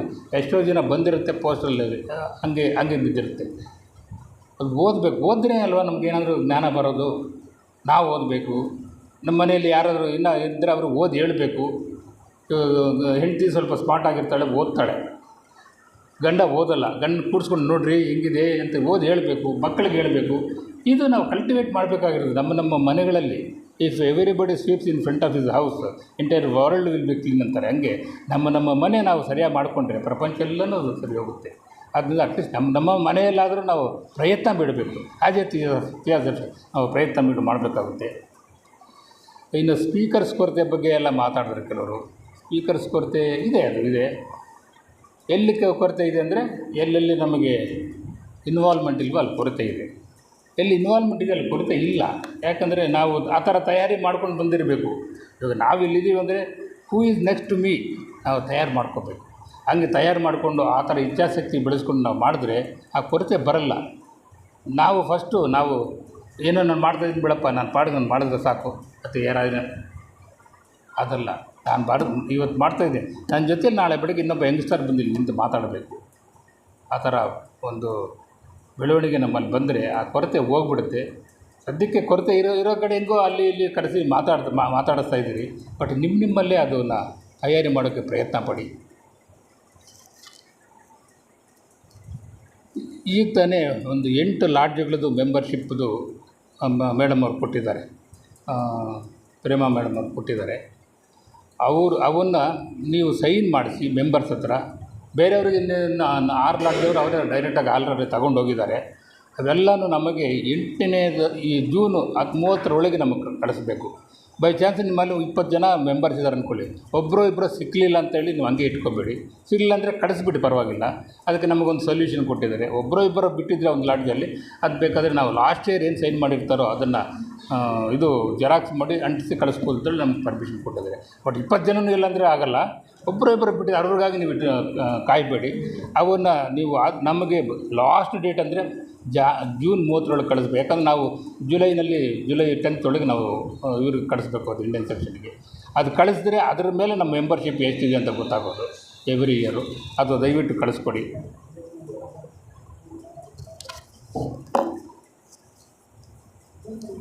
ಇನ್ನು ಮಾತಾಡ್ತಾ ನಮ್ಮ ಜಡ್ಜ್ ಸಾಹೇಬ್ರು ಹೇಳಿದ್ರು ನಮ್ಮ ಕಾರ್ಯಕ್ಷೇತ್ರವನ್ನು ವಿಸ್ತರಿಸಬೇಕು ಅಂತ. ಭಾಳ ಒಳ್ಳೆಯ ಮಾತು ಹೇಳಿದ್ರು. ನಮ್ಮ ಕಾರ್ಯಕ್ಷೇತ್ರ ಏನಿಲ್ಲಿ, ನಮ್ಮ ಕಾರ್ಯಕ್ಷೇತ್ರ ಇಲ್ಲಿ ತಿಯಾಸಫಿನಲ್ಲಿ ಏನು ನಮ್ಮ ಕಾರ್ಯಕ್ಷೇತ್ರ, ತಿಯಾಸಫಿ ಪ್ರಸಾರ ಮತ್ತು ಪರಿಚಯ ಮಾಡಿಸೋದು. ತಿಯಾಸಫಿಯನ್ನು ನಾವು ಪರಿಚಯ ಮಾಡಿಸ್ಬೇಕು. ತಿಯಾಸಫಿ ಗ್ರಾಸ್ ರೂಟ್ ಲೆವೆಲಿಗೆ ತಗೊಂಡೋಗಬೇಕು. ಅದೇ ನಮ್ಮ ಕಾರ್ಯಕ್ಷೇತ್ರ. ಆ ಕಾರ್ಯಕ್ಷೇತ್ರದಲ್ಲಿ ನಾವೆಲ್ಲ ಸರಿಯಾಗಿ ಭಾಗವಹಿಸ್ತಾ ಇದ್ದೀವ, ಮಾಡ್ತಾಯಿದ್ದೀವ? ನಮ್ಮನ್ನು ನಾವು ಪ್ರಶ್ನೆ ಮಾಡ್ತಾಯಿದ್ದೀವ? ನಾನು ಎಷ್ಟೋ ಚೆನ್ನಾಗಿ ಮಾಡ್ತಾಯಿದ್ದೀನಿ ಅಂದರೂ ನಾನು ಇನ್ನೂ ಸಾಲದು ಅಂತ ಹೇಳಬೇಕಾಗುತ್ತೆ. ಯಾರೇ ಆಗಲಿ ನಿನಗಿನ್ನ ಜಾಸ್ತಿ ಶಕ್ತಿ ಇದೆ. ನಾನು ಇಷ್ಟು ಮಾಡ್ತಾಯಿದ್ರೆ ಅದು ನಿನ್ನ ಆಪ್ಟಿಮಮ್ ಲೆವೆಲ್ಗಲ್ಲ, ಇನ್ನೂ ಜಾಸ್ತಿ ಶಕ್ತಿ ಇದೆ ನಿನಗೆ. ಅದನ್ನು ಉಪಯೋಗಿಸ್ತಾ ಇಲ್ಲ ನೀವು, ಅದನ್ನು ಟ್ಯಾಪ್ ಮಾಡ್ತಾಯಿಲ್ಲ. ಆದ್ದರಿಂದ ನಮ್ಮ ಕಾರ್ಯಕ್ಷೇತ್ರ ಇಲ್ಲಿ ಏನಂದರೆ ನಾವು ಒಳ್ಳೆಯ ಸಮಾಜ ನಿರ್ಮಾಣ ಮಾಡೋದು ನಮ್ಮ ಉದ್ದೇಶ.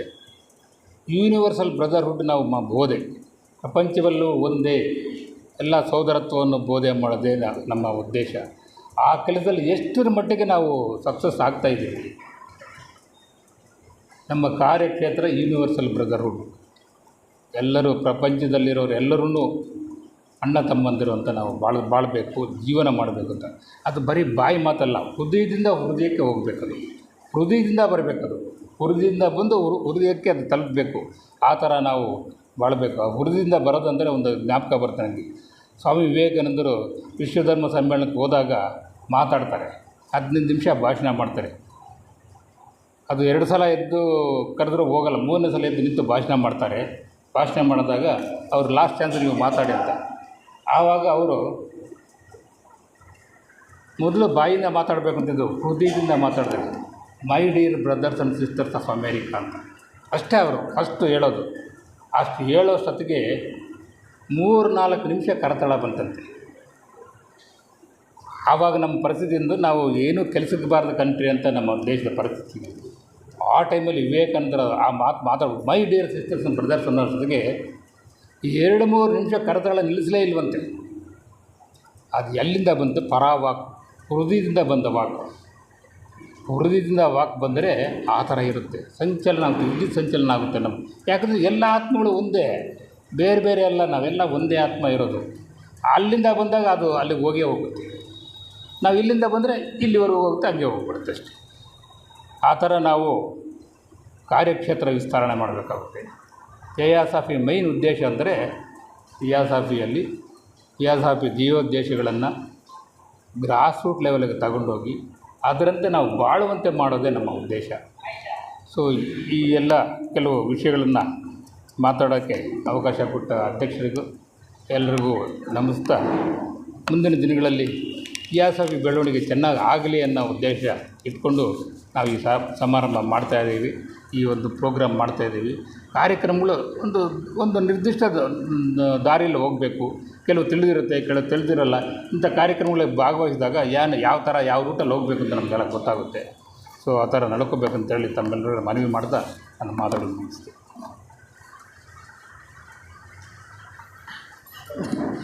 ಧನ್ಯವಾದಗಳು ಅಧ್ಯಕ್ಷರು ಎಂ ಎಸ್ ಶ್ರೀಧರ್ ಅವರು. ಇದುವರೆಗೂ ನಮಗೆಲ್ರಿಗೂ ಏನೆಲ್ಲ ಇನ್ನೂ ಸಾಕಷ್ಟು ಉತ್ತರಗಳು ಬೇಕಾಗಿದೆಯೋ ಅದಕ್ಕೆಲ್ಲ ಕೂಡ ಪರಿಹಾರ ಕೊಡಲಿಕ್ಕೆ ಇದ್ದಾರೆ.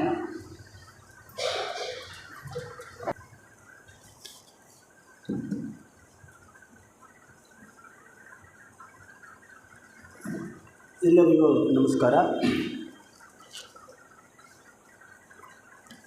ನಾನು ಏನು ಮಾತಾಡಬೇಕು ಅಂತ ಗೊತ್ತಾಗ್ತಾ ಇಲ್ಲ. ಯಾಕೆಂದರೆ ಇಲ್ಲಿವರೆಗೂ ಏನಾಗಿದೆ ಅಂದರೆ ಏನು ವಿಚಾರ ಮಂಥನ ಅಂತ ಏನಿದೆ, ಅದು ವಿಚಾರಗಳು ಬೇಕಾದಷ್ಟೆಲ್ಲ ಬಂತು. ಇಲ್ಲಿ ಇರೋರೆಲ್ಲ ಅತ್ಯಂತ ಹಿರಿಯರು. ನನಗೆ ಭಾಳ ಸಂತೋಷ ಆಗುತ್ತೆ. ಯಾಕೆಂದರೆ ನಾನು ಮೊದಲನೇ ಬಾರಿ ಇಲ್ಲಿಗೆ ಬಂದಿದ್ದು ಸುಮಾರು 21 ವರ್ಷಗಳ ಹಿಂದೆ.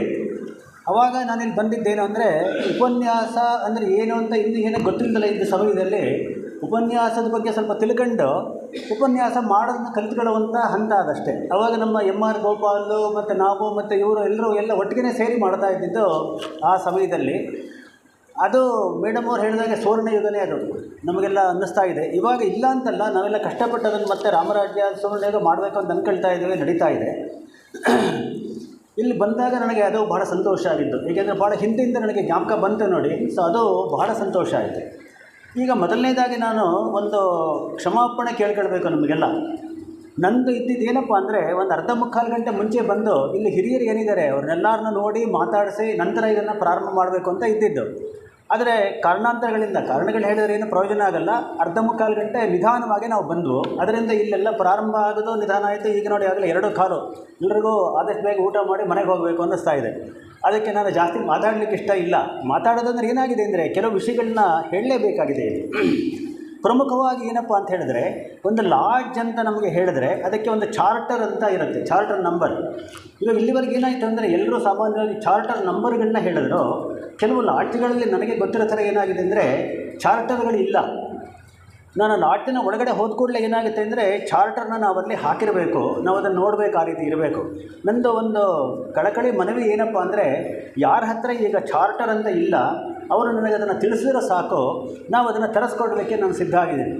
ಚಾರ್ಟರ್ ಯಾರ ಹತ್ರ ಇಲ್ಲ ಅವ್ರು ನನಗೆ ಹೇಳಬೇಕಷ್ಟೇ, ಏನಿಲ್ಲ. ಅದು ಮೊದಲನೇದು.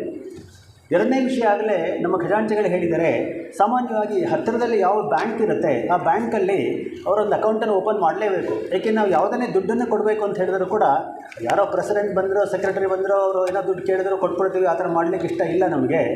ಅದು ಹಿಂದೆ ಇದ್ದ ಹಾಗೆ ಇವಾಗ ಮಾಡಲಿಕ್ಕೆ ಆಗಲ್ಲ. ಏಕೆಂದರೆ ಆಡಿಟರ್ ಅಬ್ಜೆಕ್ಷನ್ ಸಿಕ್ಕಾಪಟ್ಟೆ ಬರುತ್ತೆ ಅದಕ್ಕೆ.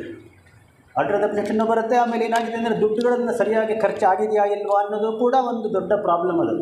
ಸೊ ಹಾಗಾಗಿ ಅದನ್ನು ಸರಿಯಾಗಿ ಮಾಡ್ಕೊಳ್ಳೇಬೇಕು ನಾವು ಅಂತಂದ್ಬಿಟ್ಟು ಬಹಳ ಮುಖ್ಯವಾಗಿ ಅದನ್ನು ಮಾಡಬೇಕು. ಮೂರನೇದು ನಮ್ಮ ಥಿಯಾಸಫಿ ವಾಣಿದು ಏನಿದೆ ಅದು ನಮಗೆ ಗೊತ್ತಿರೋ ಥರ ಸುಮಾರು 2200 2300. ಏಕೆಂದರೆ ನಾನು 2000ನೇ ಇಸ್ವಿಯಿಂದಲೂ ಕೂಡ ಈ ಥಿಯಾಸಫಿ ವಾಣಿ, ಆವಾಗ ದಿವ್ಯ ಜ್ಯೋತಿ ಎನ್ನುವಂಥ ಹೆಸರಿತ್ತು, ಅಲ್ಲಿ ನಾನು ಕೆಲಸ ಮಾಡ್ತಾಯಿದ್ದೀನಿ. ಆವಾಗ ಸುಮಾರು 2500 ಅಂತ ಇದ್ದಿದ್ದು, ಮೊನ್ನೆ ದಿನ ನಾವು ಮಾಡಿದಾಗ 1620 ಕರೆಕ್ಟಾಗಿ ಒಂದು ಕಾಪಿನ ಪ್ರಿಂಟ್ ಮಾಡಬೇಕಾದ್ರೆ ನಾನು ಸುಮಾರು 12 ರೂಪಾಯಿ 28 ಪೈಸೆ ಅಂತ ಕ್ಯಾಲ್ಕುಲೇಟ್ ಮಾಡಿದ್ದೆ. ನಿನ್ನೆ ದಿನ ತಾನೇ ನಾವು ದುಡ್ಡು ಕೊಟ್ಟು ಅವಾಗ ನಾನು ನೋಡಿದ್ರೆ ಒಂದು ಕಾಪಿಗೆ ನಮಗೆ 14 ರೂಪಾಯಿ 80 ಪೈಸೆ ಬೀಳ್ತಾ ಇದೆ. 14 ರೂಪಾಯಿ 80 ಪೈಸೆ ಒಂದು ಥಿಯಾಸಫಿ ವಾಣಿ ಪ್ರಿಂಟ್ ಮಾಡಲಿಕ್ಕೆ. ನಾವು ಎಷ್ಟು ಕೊಡ್ತಾ ಇದ್ದೀವಿ? ಆಗಲೇ ಪರಮೇಶ್ವರಪ್ಪ ಸರ್ ಹೇಳಿದ್ರು, ಎಷ್ಟು 9 ರೂಪಾಯಿ? ಹಾಂ 8.40 9 ರೂಪಾಯಿ ಕೂಡ ಅಲ್ಲ, ಅದೇ 12 ಮೊದಲೇ 108. ನಾವು 108 ಕೊಡ್ತಿಲ್ಲ, ಬರೀ 100 ರೂಪಾಯಿ ಕೊಡ್ತಾ ಇದ್ದೀವಲ್ವಾ. ಸೊ 8 ರೂಪಾಯಿ 40 ಪೈಸೆ ಅಂತ ಇರೋದನ್ನು ನಾವು ಅದನ್ನು ಪ್ರಿಂಟ್ ಮಾಡಿ ಕೊಡ್ತಾ ಇದ್ದೀವಿ. ಆದರೂ ಕೂಡ ಏನಾಗಿದೆ ಅಂದರೆ 100 ರೂಪಾಯಿನ ಕಲೆಕ್ಟ್ ಮಾಡೋದು ಹೇಗೆ ಅಂತಂದ್ಬಿಟ್ಟು ಒಂದು ಪ್ರಾಬ್ಲಮ್ ಅದು. ಟೆಕ್ನಿಕಲಿ ಪ್ರಾಬ್ಲಮ್ ಯಾತಕ್ಕೆ ಅಂತ ಹೇಳಿದ್ರೆ, ಹಿಂದೆ ಏನಾಗಿತ್ತು ಅಂದರೆ ಸದಸ್ಯ ಆದವನು 150 ರೂಪಾಯಿನ ಕೊಡಬೇಕಾಗಿತ್ತು, ಅವ್ರು ಬಂದು ಕಡ್ಡಾಯ ಕೊಡಲೇಬೇಕು ದುಡಿಸ್ಕೊಳ್ಬೇಕಾದ್ರೆ. ಇವಾಗ ಅವರು ಕಡ್ಡಾಯವಾಗಿ ಬರಬೇಕು ಅಂತಿಲ್ಲ, ಏಕೆಂದರೆ ಪೂರ್ತಿ ಮನ್ನಾ ಮಾಡಿಬಿಟ್ಟಿದೆ ಅದನ್ನು. ಹಾಗಾಗಿ ಅವರಿಂದ ನಾವು 100 ರೂಪಾಯಿನ ಕಲೆಕ್ಟ್ ಮಾಡೋದು ಕೂಡ ಕಷ್ಟ ಆಗಿದೆ. ಹಾಗಾಗಿ ಈಗ ನಾವು ಒಂದು ಮನವಿ ಏನಪ್ಪ ಅಂತ ಹೇಳಿದ್ರೆ, ಅವರು ಸಿಗ್ನೇಚರ್ ಮಾಡಲಿಕ್ಕೆ ಬಂದಾಗ ಪ್ರತಿ ವರ್ಷವೂ ಮಾಡಲೇಬೇಕು ಅಂತ ರೂಲ್ಸ್ ಮಾಡಿದಾರಲ್ಲ ಇವಾಗ, ಅವಾಗ ಅವರು 100 ರೂಪಾಯಿನ ಕೊಡಲೇಬೇಕು ಒಂದು. ಎರಡನೇದಾಗಿ ನಾವು ಹೊಸ ಮೆಂಬರ್ ಅಂತ ಮಾಡ್ಕೊಂಡಾಗ ಅವರ ಹತ್ರ ಕೂಡ 100 ರೂಪಾಯಿನ ಕಲೆಕ್ಟ್ ಮಾಡಿದ್ರೆ ಅಂಥ ದೊಡ್ಡ ವಿಷಯ ಏನಿಲ್ಲ ಅದು. ಏಕೆಂದರೆ ನಮ್ಮ ಒಂದು ಥಿಯಾಸಫಿ ಬಗ್ಗೆ ತಿಳ್ಕೊಳ್ಬೇಕಲ್ಲ ಅವರು ಕೂಡ ಹೊಸಬರು ಬಂದಾಗ. ಸೊ ಹಾಗಾಗಿ ಕಡ್ಡಾಯ ಅಂತ ನಾವು ಆಗಲ್ಲ ಅದನ್ನು ಲಾಜಿಕಲಿ, ಆದರೂ ಕೂಡ ಅದನ್ನು ನಾವು ಮಾಡಲೇಬೇಕಾಗಿದೆ ಅನ್ನುವಂಥ ವಿಚಾರ ಇದು. ಸೊ ಹೀಗಾಗಿ ನಾನು ಕೆಲವು ವಿಷಯಗಳನ್ನ ನೋಟ್ ಮಾಡ್ಕೊಂಡಿದ್ದೀನಿ. ಅಂದರೆ ದೊಡ್ಡ ದೊಡ್ಡ ಪ್ರಾಬ್ಲಮ್ಸ್ ಎಲ್ಲ ಏನಿದೆ ಅದನ್ನು ಹೇಗೆ ಸಾಲ್ವ್ ಮಾಡಬೇಕು ಅಂತ ಅದನ್ನು ಮಾಡೋದಕ್ಕೆ ಪ್ರಯತ್ನ ಪಡ್ತಾ ಇದ್ದೀನಿ. ಈಗ ಒಂದು ನಾನು ಹೇಳೋದು ಏನಪ್ಪ ಇಚ್ಛೆ ಅಂತ ಹೇಳಿದ್ರೆ, ಸುಮಾರು 3.5 ವರ್ಷನೇ ಆಯಿತು ಸೆಕ್ರೆಟರಿ ಆಗಿ. ಸೊ ಮೊದಲು ಬಂದಾಗ ನನಗೆ ದಿಗಿಲು ಇದ್ದಿದ್ದು ಏನಪ್ಪ ಅಂದರೆ, ಹೇಗೆ ಇದನ್ನು ಸರಿ ಮಾಡಲಿಕ್ಕೆ ಆಗುತ್ತೆ ಅಂತ. ಆದರೆ ಆಗಿರುವಂತಹದ್ದು ದೊಡ್ಡ ಒಂದು ಆಶ್ಚರ್ಯಕರ ಸಂಗತಿ ಏನು ಅಂದರೆ, ಇವಾಗ ನನ್ನ ಟೀಮ್ ಅಂತ ಏನಿದೆ, ಟೀಮ್ ಅಂತ ಯಾವುದಕ್ಕೆ ಹೇಳ್ತೇನೆ ಅಂದರೆ, ಕಾರ್ಯದರ್ಶಿ ಅಂತ ಹೇಳಿದ್ರೆ ಏನಂದರೆ ಕಾರ್ಯದರ್ಶನ ಮಾಡಬೇಕು, ನಾವೇ ಕೆಲಸ ಮಾಡೋದಲ್ಲ. ಕಾರ್ಯದರ್ಶನ ಅಂದರೆ ಕಾರ್ಯಗಳನ್ನ ಮಾಡೋರನ್ನ ನಾವು ತಯಾರು ಮಾಡಿ ಅವರು ಕೆಲಸಗಳನ್ನ ಸರಿಯಾಗಿ ಮಾಡ್ತಿದ್ದಾರಾ ಅಂತ ನಾವು ನೋಡ್ಕೊಳ್ಳೋದು ನಮ್ಮ ಕೆಲಸ. ಅದು ಸರಿಯಾಗಿ ಮಾಡ್ದಲೇ ಇದ್ದಾಗ ಏನಾಗುತ್ತೆ ಅಂದರೆ ನಾವು ಮಾರ್ಗದರ್ಶನ ನೀಡಲೇಬೇಕಾಗುತ್ತೆ. ಅದು ತೆರೆಮರೆ ಹಿಂದೆ ನಿಂತ್ಕೊಂಡು ಕೂಡ ನಾವು ಮಾಡ್ಬೋದು. ನಾನೇ ದೊಡ್ಡದು, ನಾನು ಈ ಥರ ಬಂದೆ ನಿಂತ್ಕೊಂಡೇ ಮಾತಾಡಿದೆ, ಇದೆಲ್ಲ ಏನೂ ಬೇಕಾಗಿಲ್ಲ. ಅದು ಆ ರೀತಿ ಮಾಡಲಿಕ್ಕೆ ನನಗೆ ಒಂದು ಟೀಮ್ ಅಂತ ಏನಿದೆ ನೋಡಿ, ಇವರು ಮೇಡಮ್ ಅವರು ಇದ್ದಾರೆ, ಇಲ್ಲೆಲ್ಲ ಇರೋರೆಲ್ಲ ನಾನು ನೋಡಿದ್ರೆ ಭಾಳ ಸಂತೋಷ ಆಗ್ತಾಯಿದೆ. We have got A very very good team. ಅದನ್ನು ಕೆಲಸ ಮಾಡೋದಕ್ಕೆ ಪ್ರಾರಂಭ ಮಾಡಿದ್ದೀವಿ. ಇನ್ನೂ ಯಾವುದೋ ಮಹಾತ್ಮರದ್ದು ಅವರದ್ದು ಇದ್ದೇ ಇರುತ್ತೆ, ಯಾವಾಗ ನಮ್ಮ ಹಿನ್ನೆಲೆಯಲ್ಲಿ ಇದ್ದೇ ಇರ್ತಾರೆ. ಬಟ್ ಮಹಾತ್ಮರು ಏನಾಗುತ್ತೆ ಅಂದರೆ ನಮಗೆ ಒಂದು ನಮ್ಮ ಬುದ್ಧಿ ಅಂತ ಏನಿದೆ ಅದನ್ನು ಪ್ರಚೋದನೆ ಮಾಡ್ತಾರೆ. ಅದೇ ನಾವೇ ಕೇಳೋ ಥರ ಏನೋ ಧಿಯೋ ಯೋನಃ ಪ್ರಚೋದಯಾತ್ ಅಂತ ಏನು ಹೇಳ್ತೀವಿ, ಆ ಥರ ನಮ್ಮೆಲ್ಲರ ಬುದ್ಧಿ ಏನಿದೆ ಅದನ್ನು ಪ್ರಚೋದನೆ ಮಾಡುವಂಥ ಕೇಳೋ ತರಹ ಅವರು ಬರೀ ಬುದ್ಧಿನ ಮಾಡ್ತಾರೆ ಅಷ್ಟೇ ಹೊರತು ಅದರ ಕೆಳಗಿರುವಂತಹ ನಮ್ಮ ಉಪಕರಣಗಳು ಅಂತೇನಿದೆ, ಯಾವುದು ಕೆಳ ಮನಸ್ಸು, ಅದಾದಮೇಲೆ ಆಶಾ ಶರೀರ, ಅದಾದಮೇಲೆ ಸ್ಥೂಲ ಶರೀರ, ಅದಕ್ಕೆ ಅವ್ರಿಗೇನು ಅಂದರೆ ಪೂರ್ತಿ ಅದನ್ನು ಅವ್ರು ಏನು ಮಾಡಲಿಕ್ಕೆ ಆಗಲ್ಲ. ಅದನ್ನು ನಾವೇ ನೋಡಿ ಸರಿ ಮಾಡ್ಕೊಂಡು ಅದರ ಪ್ರಕಾರ ನಡ್ಕೊಳ್ಬೇಕು. ಸೊ ಹಾಗಾಗಿ ನಾವು ಈ ಧ್ಯಾನದ ಮುಖಾಂತರ ನಾವು ಅವರಿಂದ ಏನೇನು ಮಾರ್ಗದರ್ಶನ ಬರುತ್ತೆ ಅದನ್ನು ನಾವು ತಿಳ್ಕೊಂಡು ಅದರ ಪ್ರಕಾರವಾಗಿ ನಾವು ಏನು ಮಾಡಬೇಕು, ನಮ್ಮ ಕೆಲಸ ಕಾರ್ಯಗಳನ್ನ ಮಾಡಬೇಕು. ಆಲ್ರೆಡಿ ನಾವು ಮಾಡ್ತಾಯಿದ್ದೀವಿ, ಏಕೆಂದರೆ ನಮ್ಮಲ್ಲಿ ಕುಂದುಕೊರತೆಗಳಿದೆ. ಆಗಲೇ ಅವೆಲ್ಲ ಬಂತು. 60 ವರ್ಷ 70 ವರ್ಷ ಆಗಿರೋರು ಇದ್ದೀವಿ, ನಮಗೆ 40 ವರ್ಷದವ್ರು ಬೇಕು, ಆಗ್ತಾಯಿಲ್ಲ. ಚಿಕ್ಕ ವಯಸ್ಸಿನವ್ರಿಗೆ ಇದು ಯಾವುದು ಬೇಕಾಗಿಲ್ಲ. ಮತ್ತು ನಮಗೆ ಈ ಒಂದು ಅಧ್ಯಾತ್ಮ ಅಂತ ಏನಿದೆ ಇದು ವಯಸ್ಸಾದ ಮೇಲೆ ಮಾತ್ರ ಬೇಕು. So many things are going on. ಅದೆಲ್ಲ ಅದು ಮೂಲೆಗೆ ಇಟ್ಕೊಳ್ಳೋಣ ಅಷ್ಟೇ. ಇವಾಗ ನಾನು ಇಲ್ಲಿದ್ದೀನಲ್ಲ, ನಾನು ಏನು ಮಾಡಬೇಕು ಆ ವಿಷಯ ಕೂಡ ಬಂದಷ್ಟೇ. ನನ್ನ ಕೆಲಸ ಏನಿದೆ ನಾನು ಮಾಡಲಿಕ್ಕಾಗುತ್ತಾ, ನಾನು ಕೂಡ ಮಾಡಿ ಒಂದು ಲೀಡರ್ ಅಂತ ಆಗಬೇಕಾದ್ರೆ ಏನು ಅಂತ ಹೇಳಿದ್ರೆ, ನಾಯಕ ಅಥವಾ ನಾಯಕತ್ವ ಬೇಕು ಅಂತ ಹೇಳಿದ್ರೆ ನಮ್ಮ ಜೊತೆಯಲ್ಲಿರೋರನ್ನು ಕೂಡ ಆ ಮಾರ್ಗದಲ್ಲಿ ಕರ್ಕೊಂಡು ಹೋಗಬೇಕು ಅಲ್ವಾ. ಅದಕ್ಕೇನೆಂದರೆ ವಾಕ್ ದ ಟಾಕ್ ಅಂತ. ನಾವು ಬರೀ ಮಾತಾಡೋದಲ್ಲ, ನಾವೇನು ಹೇಳ್ತಾ ಇದ್ದೀವಿ ಅದರ ಪ್ರಕಾರ ನಡ್ಕೊಳ್ಬೇಕು. ಆ ರೀತಿ ನಡ್ಕೊಳ್ತಾ ಬೇರೆಯವ್ರಿಗೆ ಮಾರ್ಗದರ್ಶನ ನೀಡಬೇಕು. ಸರಿಯಾಗಿದೆ ತಾನೆ ನಾನು ಹೇಳ್ತಾ ಇರೋದಲ್ವ. ಈಗ ನಾನು ಬರೀ ಭಾಷಣ ಮಾಡಿದ್ರೆ ಏನೂ ಪ್ರಯೋಜನ ಆಗಲ್ಲ. ಅದು ಬೇರೆಯವ್ರು ಏನು ಮಾಡ್ತಾರೆ, ಅವ್ರು ನೋಡಿ ನಮ್ಮನ್ನು ಕಲ್ತ್ಕೊಳ್ತಾರೆ. ಪರ್ಟಿಕ್ಯುಲರ್ಲಿ ಮಕ್ಕಳು ಮನೆಯಲ್ಲಿ ತಂದೆ ತಾಯಿಗಳು ಏನು ಮಾಡ್ತಾರೆ ಅದನ್ನು ನೋಡಿ ಕಲ್ತ್ಕೊಳ್ತಾರೆ ಅಷ್ಟೇ ಹೊರತು ಬೋಧನೆ ಗೀದನೆ ಎಲ್ಲ ನಡೆಯಿಲ್ಲ ಅಲ್ಲಿ ಅಲ್ವಾ. ಪ್ರತಿಯೊಂದನ್ನು ಕೂಲಂಕಷವಾಗಿ ನೋಡ್ತಾ ಇರ್ತಾರೆ ಅವರು, ನಮಗೆ ಗೊತ್ತಿರಲ್ಲ, ಅವ್ರು ನೋಡ್ತಾ ಇರ್ತಾರೆ ಎಲ್ಲದನ್ನು. ಹಾಗಾಗಿ ಇಲ್ಲೂ ಕೂಡ ಏನು ಸದಸ್ಯರು ಅಂತ ಆಗಿರೋರು, ನಾವು ಚಿಕ್ಕವರಾದರೆ ದೊಡ್ಡವ್ರು ನೋಡ್ತಾ ಇರ್ತೀವಿ, ದೊಡ್ಡವರು ನಮ್ಮನ್ನು ನೋಡ್ತಾ ಇರ್ತಾರೆ. ಇದು ಪರಸ್ಪರ ಏನಾಗುತ್ತೆ ಅಂದರೆ ಇದನ್ನು ನೋಡಿ ನಾವು ಮುಂದೆ ನಡ್ಕೊಂಡು ಹೋಗಬೇಕಾಗಿದೆ. ಇದು ಥಿಯಾಸಫಿನ ನಾವು ಯಾರಿಂದಲೇ ಇದ್ದರೂ ಬಂದು ಹೋಗೇ ಹೋಗುತ್ತೆ, ಏಕೆಂದರೆ ಅದರಲ್ಲಿ ಅಷ್ಟೊಂದು ಶಕ್ತಿ ಇದೆ. ಆದರೆ ನಾವೇನು ಮಾಡಬೇಕು ಅಂದರೆ, ಈಗ ಸದ್ಯದ ಪರಿಸ್ಥಿತಿಯಲ್ಲಿ ಏನಿದೆ ಅದನ್ನು ನಾವು ನೋಡ್ಕೊಂಡು ನಾವು ಅದನ್ನು ಮುಂದೆ ತಗೊಂಡು ಹೋಗಬೇಕು. ನನ್ನ ಕರ್ತವ್ಯನ ನಾನು ಪಾಲನೆ ಮಾಡಬೇಕಷ್ಟೇ. ಅದು ಇವಾಗ ನಮ್ಮಲ್ಲಿ ಯಾವ ಥರ ಆಗಿದೆ ಅಂದರೆ, ಕಾರ್ಯದರ್ಶಿ ಅಂತಾಗಲಿ ಅಥವಾ ಖಜಾಂಚಿ ಅಂತಾಗಲಿ ಅಥವಾ ಪ್ರೆಸಿಡೆಂಟ್, ವೈಸ್ ಪ್ರೆಸಿಡೆಂಟ್ ಆ ಥರ ಇಲ್ಲ. ನಮ್ಮ ಕೆಲಸಗಳೇನಿದೆ ಅದನ್ನು ನಾವು ಮಾಡ್ತಾ ಇರ್ತೀವಿ ಅಷ್ಟೇ. ಅದು ಮತ್ತು ನಮ್ಮಲ್ಲಿ ಯಾವತ್ತೂ ಕೂಡ ಪರಸ್ಪರ ಮಾತಾಡ್ಕೊಳ್ತೀವಿ. ಒಂದು ಟ್ರಾನ್ಸ್ಪರೆನ್ಸಿ ಅಂತ ಇದೆ. ಇವಾಗ ನಾನೇನು ಹೇಳ್ತೀನಿ ಅದನ್ನು ಬೇರೆಯವ್ರು ಹೇಳಬೇಕಾದ್ರೂ ಅದೇ ರೀತಿಯಲ್ಲೇ ಹೇಳ್ತಾರೆ. ಇವಾಗ ಜನಾರ್ದನ್ ಗುಪ್ತಾ ಅವರು ನಾನು ದಿನಕ್ಕೆ ಒಂದು ಸರಿ ಅದು 2 ಸರಿ ಮಾತಾಡ್ತೀವಿ. ಯಾತಕ್ಕೆ ಅಂದರೆ ನಾವೇನು ಮಾಡ್ತಾ ಇರ್ತೀವಿ ಅದೆಲ್ಲದೂ ಕೂಡ ಒಂದು ಒಮ್ಮುಖ ಇರಬೇಕು ಅಲ್ವಾ. ಅವರೊಂದು ರೀತಿ ಯೋಚನೆ ಮಾಡೋದು, ನಾನೊಂದು ರೀತಿ ಮಾಡೋದು, ಕೆಲಸ ಸರಿಯಾಗಲ್ಲ ಅದು. ಸೊ ನಾನು ಸಾಮಾನ್ಯವಾಗಿ ಏನು ಮಾಡ್ತೀನಿ ಅಂದರೆ, ಇಲ್ಲಿ ಯಾರು ಹಿರಿಯರು ಅಂತ ಇರ್ತಾರೆ ಅಂದರೆ ನಮ್ಮ ಲಾಡ್ಜ್ಗಳಿಗೆ ಸಂಬಂಧಪಟ್ಟವರು, ಅವ್ರ ಹತ್ರ ಆಗಾಗ್ಗೆ ಮಾತಾಡ್ತಾ ಇರ್ತೀನಿ. ತಾವು ಕೂಡ ನೋಡಿದರೆ ಏನು ಕಾಣುತ್ತದೆ. ಮಾತಾಡೋದ್ರಿಂದ ಏನಾಗುತ್ತೆ ಅಂದರೆ ಅವರ ಕುಂದುಕೊರತೆಗಳನ್ನ ನಮಗೆ ಆ ಸಮಯದಲ್ಲಿ ಏನಿದೆ ಅದನ್ನು ನಾವು ತಿಳ್ಕೊಂಡೆ ನಾವು ಮುಂದೆ ಹೋಗಲಿಕ್ಕೆ ಅನುಕೂಲ ಆಗುತ್ತೆ. ಸೊ ಕೊನೆಯಲ್ಲಿ ಒಂದು ವಿಷಯ ನಿಮಗೆ ಹೇಳಬೇಕು ಅಂತ ಇದ್ದೀನಿ. ಏನು ಅಂದರೆ, ನಮ್ಮ ಇಂಡಿಯನ್ ಸೆಕ್ಷನಿಂದ ನಮಗೆ ಕೆಲವು ದುಡ್ಡು ಬಂದಿದೆ, ಹಣ. ಅದನ್ನು ಟ್ರಾನ್ಸ್ಪರೆಂಟಾಗಿ ನಾನು ಇಲ್ಲಿ ತಿಳಿಸ್ತಾ ಇದ್ದೀನಿ. ಅಂದರೆ ಯಾರ್ಯಾರಿಗೆ ಎಷ್ಟೆಷ್ಟು ಬಂದಿದೆ ಅದನ್ನು ನಾವಿಲ್ಲಿ ಸರಿಯಾದ ರೀತಿಯಲ್ಲಿ ಅದನ್ನು ಉಪಯೋಗಿಸಬೇಕು. ಮತ್ತು ಹಿಂದೆ ನಮಗಾಗಲೇ ಬಂದಿದೆ ನೋಡಿ, 2ನೇ ಬಾರಿ ಬರ್ತಾ ಇರುವಂಥದ್ದು. ಸೊ ಹಿಂದೆ ಬಂದಿರುವಂಥದ್ದಕ್ಕೆ ನಾವು ಏನನ್ನು ಖರ್ಚು ಮಾಡಿದ್ದೀವಿ ಅಂತ ಇದೆಯಲ್ಲ, ಅದಕ್ಕೆ ನಾವು ಲೆಕ್ಕ ಕೊಡಬೇಕಾಗಿದೆ. ಕೆಲವು ಲಾಡ್ಜ್ಗಳಲ್ಲಿ ಏನಾಗಿದೆ, ದುಡ್ಡನ್ನು ತಗೊಂಡಿದ್ದಾರೆ, ಪಾಪ ಸರಿಯಾದ ರೀತಿ ಖರ್ಚು ಮಾಡಿದ್ದಾರೆ, ಮಾಡಿಲ್ಲ ಅಂತಲ್ಲ. ಅದರೇನಾಗಿದೆ, ಲೆಕ್ಕಪತ್ರದಲ್ಲಿ ಸ್ವಲ್ಪ ಹಿನ್ನಡೆ ಆಗಿದೆ. ಅವ್ರು ಕೊಡಬೇಕಷ್ಟೇ, ಏನಿಲ್ಲ. ಅದು ಅವರು ಸರಿ ಮಾಡಿದರೆ ತಪ್ಪು ಮಾಡಿದ್ದಾರೆ ಏನು ಹೇಳ್ತಾ ಇಲ್ಲ ನಾನು. ಅವರು ಆದಷ್ಟು ಬೇಗ ನಮಗೆ ಲೆಕ್ಕಪತ್ರಗಳನ್ನ ಕೊಟ್ಟರೆ ಏನಾಗುತ್ತೆ, ನಾವು ಮುಂದೆ ಹಣ ಕೇಳಲಿಕ್ಕೆ ಅನುಕೂಲ ಆಗುತ್ತೆ. ನೋಡಿ, 2ನೇ ಬಾರಿ ಕೊಟ್ಟಿರುವಂಥ ಹಣದ ವಿಚಾರ ನಿಮಗೆ ತಿಳಿಸ್ತೀನಿ. ಒಂದು ಕಡೆಯಿಂದ ಬೆಂಗಳೂರು ಸಿಟಿ ಲಾಡ್ಜ್ಗೆ 24 ಲಕ್ಷ ಬಂದಿದೆ. 24 ಲಕ್ಷ ಭಾಳ ದೊಡ್ಡದು ಅಂತ ನಮ್ಗೆ ಅನ್ನಿಸ್ಬಹುದು, ಆದರೆ ಖಂಡಿತ ಅಲ್ಲ. ಯಾಕೆಂದರೆ ಬೆಂಗಳೂರು ಸಿಟಿ ಲಾಡ್ಜಲ್ಲಿ ಏನಾಗಿದೆ ಅಂತ ಹೇಳಿದ್ರೆ, ಅವರು ಅಲ್ಲಿ ಒಂದು ಹೊರಗಡೆಯಲ್ಲಿ ಪಾರ್ಕ್ ಥರ ಎಲ್ಲ ಮಾಡಿ ಅದನ್ನು ಮೇಂಟೈನ್ ಮಾಡ್ತಾ ಇದ್ದಾರಲ್ಲ, ಅದಕ್ಕೆ ನಿಮಗೆ ನಂಬಿಕೆ ಬರುತ್ತೋ ಇಲ್ಲೋ ಗೊತ್ತಿಲ್ಲ, ತಿಂಗಳಿಗೆ 1 ಲಕ್ಷಕ್ಕಿಂತ ಜಾಸ್ತಿ ಖರ್ಚಾಗುತ್ತೆ. ಏಕೆಂದರೆ ಅದಕ್ಕಷ್ಟು ಅದನ್ನು ಕಟಿಂಗ್ ಮಾಡ್ತಾ ಇರಬೇಕು. ಹಾಗಾಗಿ ಅದಕ್ಕೆಲ್ಲ ನೀರು ಹಾಕಬೇಕು ಅಲ್ಲ. ಬರೀ ನಾನು ಬೇರೆ ಬೇರೆ ಭಾಷಣಗಳು ಮತ್ತು ಅದನ್ನು ಬಿಟ್ಬಿಡಿ ಅದು. ಸೊ ಇದನ್ನು ಮಾಡಲಿಕ್ಕೆ ಅಷ್ಟು ಖರ್ಚಾಗುತ್ತೆ. ಈ ಥರ ಎಲ್ಲ ಇದೆ ಆ ಥರ. ಮತ್ತು ನಿಟ್ಟೂರಿಗೆ 20 ಲಕ್ಷ ರೂಪಾಯಿ ಕೊಟ್ಟಿದೆ. ಅದು ಗೊತ್ತು ನಮ್ಗೆ ಯಾಕೆ ಕೊಟ್ಟಿದೆ ಅಂತಂದ್ಬಿಟ್ಟು ಬಿಲ್ಡಿಂಗ್ ಎಲ್ಲ ಮಾಡ್ತಾಯಿದ್ರೆ ಮುಂದುವರಿಯಿತು. ಅದರ ನಂತರ ಇರುವಂಥ ದಾವಣಗೆರೆಗೆ 15 ಲಕ್ಷ. ದಾವಣಗೆರೆ ತಮಗೆಲ್ಲ ಗೊತ್ತಿರೋ ತರಹ ಬಹಳಷ್ಟು ಜನ, ಒಂದು 80 ಜನ ಅಥವಾ 100 ಜನ ಅಲ್ಲಿ ಕೂತ್ಕೊಂಡು ಒಂದು ವ್ಯಾಸಂಗ ಶಿಬಿರಗಳನ್ನ ಮಾಡ್ಬೋದು. ಆದರೆ ಏನಾಗಿದೆ ಅಂದರೆ, ಈ ವಾಶ್ರೂಮ್ಗಳು ಇರಲಿಲ್ಲ ಅಲ್ಲಿ. ಅದನ್ನು ಕಟ್ಟಲೇಬೇಕು ಅಂತ ಹೇಳಿ ಅದಕ್ಕೆ ದುಡ್ಡನ್ನು ಕೊಡೋದಕ್ಕೆ ವ್ಯವಸ್ಥೆ ಮಾಡಲಾಗಿದೆ. 15 ಲಕ್ಷ. ಕಡೆ ಹೊಡೆ ಅಲ್ಲಿಗೆ 5 ಲಕ್ಷ ಕೊಟ್ಟಿದೆ. ಶಿರಾ ಅದಕ್ಕೆ 5 ಲಕ್ಷ. ಬಳ್ಳಾರಿ 6 ಲಕ್ಷ. ಮಾಗಡಿ 3 ಲಕ್ಷ. ಈ ಮಾಗಡಿದು ಏನಾಗಿದೆ ಅಂದರೆ, ಅದನ್ನು ರೀಸೆಂಟಾಗಿ ಅದನ್ನು 50/40 ಸೈಟನ್ನು ನಾವು ನಮ್ಮದನ್ನು ಮಾಡ್ಕೊಂಡು KTFಗೆ, ಸೊ ಅಲ್ಲಿ ಒಂದು ಕಾಂಪೌಂಡನ್ನು ಕೂಡ ನಾವು ಕಟ್ಟಿದ್ದೀವಿ. ಅಲ್ಲೊಂದು ಬಿಲ್ಡಿಂಗ್ ಕೂಡ ನಾವು ಮಾಡಬೇಕಾಗಿದೆ. ಆ ಥರ ಇದೆ. ಶಿರಾನಲ್ಲಿ ಏನು ಅಂದರೆ, ಅಲ್ಲಿ ಒಂದು 60/120 ಕಾರ್ನರ್ ಸೈಟ್ ಇದೆ. ಅದನ್ನು ಕೂಡ ನಮಗೆ ಅದನ್ನು ತಗೊಂಡು ಅಲ್ಲಿ ಕೂಡ ವ್ಯವಸ್ಥೆ ಮಾಡಬೇಕು. ಏಕೆಂದರೆ ಅಲ್ಲೆಲ್ಲ ಏನಂದರೆ ಆಸಕ್ತರಿದ್ದಾರೆ, ಅಲ್ಲಿ ನಾವು ಲಾಡ್ಜ್ಗಳನ್ನ ಮಾಡಿ ನಡೆಸ್ಬೋದು. ಅದೆಲ್ಲ ನೋಡೇ ನಾವು ಮಾಡ್ತಾ ಇರೋದು. ಬರೀ ಬಿಲ್ಡಿಂಗ್ ಕಟ್ಟಿದ್ರೆ ಪ್ರಯೋಜನ ಆಗೋಲ್ಲ. ಮತ್ತು ಪರಶುರಾಂಪುರ 3 ಲಕ್ಷ. ಪರಶುರಾಂಪುರದ್ದು ಏನಾಗಿತ್ತು ಅಂದರೆ, ನಾನು ಸುಮಾರು 1.5 ವರ್ಷದಿಂದ ಇಲ್ಲಿ ಬಂದಾಗ ಆ ಲಾಡ್ಜ್ ನೋಡಿದ್ರೆ ಬಹಳ ಬೇಸರ ಆಯಿತು. ಯಾಕೆಂದರೆ ಅದು ಅರ್ಧ ಅಥವಾ ಮುಕ್ಕಾಲು ಭಾಗ ಕಟ್ಬಿಟ್ಟು ಬಿಟ್ಬಿಟ್ಟಿದ್ದಾರೆ. ಅದೇ ಥರನೇ ಅದನ್ನು ಬಿಲ್ಡಿಂಗು ಸರಿ ಮಾಡಲೇಬೇಕು ಅದನ್ನು. ಅದಕ್ಕೇನೆಂದರೆ ಅದನ್ನು 3 ಲಕ್ಷ ಆಗಿದೆ. ಮತ್ತು ಹುದುಗೂರು 2 ಲಕ್ಷ. ಹುದುಗೂರು ಏನು ಅಂದರೆ, ಅದು ನಮ್ಮ ಸನತ್ ಕುಮಾರ್ ಅವರ ತಂದೆ ತಾಯಿಯವರು ಇದ್ದಿದ್ದು ಊರು. ಸೊ ಅವರದ್ದೇನು ಅದನ್ನು ಕೊಟ್ಟಿದ್ದಾರೆ ನಮಗೆ, ಅದನ್ನು ಅವರ ಮನೇನ ಅದನ್ನು ಸುವ್ಯವಸ್ಥಿತವಾಗಿ ಇವಾಗ ಮಾಡಿ ಭಾಳ ರೀಸೆಂಟಾಗಿ ಫೋಟೋ ಕೂಡ ಬಂದಿದೆ ನೋಡಿ ಈ ಸರಿ ವಾಣಿಯಲ್ಲಿ ಅಲ್ವಾ. ಸೊ ಅದನ್ನೆಲ್ಲ ಮಾಡಿ ಅದನ್ನು ಒಂದೊಂದನ್ನು ಕೈಲಾಗಿ ಮಾಡ್ತಾಯಿದ್ವಿ. ಮತ್ತು ದೇವಲಪಲ್ಲಿಯಲ್ಲಿ 65,000, ನಕ್ಕಲಹಳ್ಳಿಗೆ 60,000 ಮತ್ತು ಶ್ರೀರಾಮ್ಪುರದಲ್ಲಿ 28,000 ಅದನ್ನು ಮಾಡಿದೆ. ಮತ್ತು ಇನ್ನೊಂದೇನೆಂದರೆ, ಈ ಪ್ರಚಾರ ಮತ್ತು ಪ್ರಸಾರ ಅಂತ ಏನಿದೆ ಅದಕ್ಕೂ ಕೂಡ ಅವ್ರು ಹಣ ಕೊಡ್ತಾ ಇದ್ದಾರೆ. ಅದು ಸೊ ಅಲ್ಲಿ ನೋಡಿ, ಬೆಂಗಳೂರು ಸಿಟಿ ಲಾಡ್ಜ್ಗೆ 10 ಲಕ್ಷ ರೂಪಾಯಿನ ತಗೊಂಡಿದ್ದಾರೆ. 10 ಲಕ್ಷ ಯಾತಕ್ಕೆ ಅವರು ತಗೊಂಡಿದ್ದಾರೆ ಅಂತ ಹೇಳಿದ್ರೆ, ಅಲ್ಲಿ ಬೇಕಾದಷ್ಟು ಇವಾಗ ಒಂದು ವಾರಕ್ಕೆ 4 ಅಥವಾ 5 ಬೇರೆ ಬೇರೆ ತರಹ ಪ್ರೋಗ್ರಾಮ್ಗಳನ್ನ ನಡೀತಾ ಇರುತ್ತೆ. ಎಲ್ಲದಕ್ಕೂ ಕೂಡ ಊಟ ತಿಂಡಿ ಎಲ್ಲ ವ್ಯವಸ್ಥೆಗಳನ್ನೂ ಮಾಡ್ತಾರೆ ಅವರು.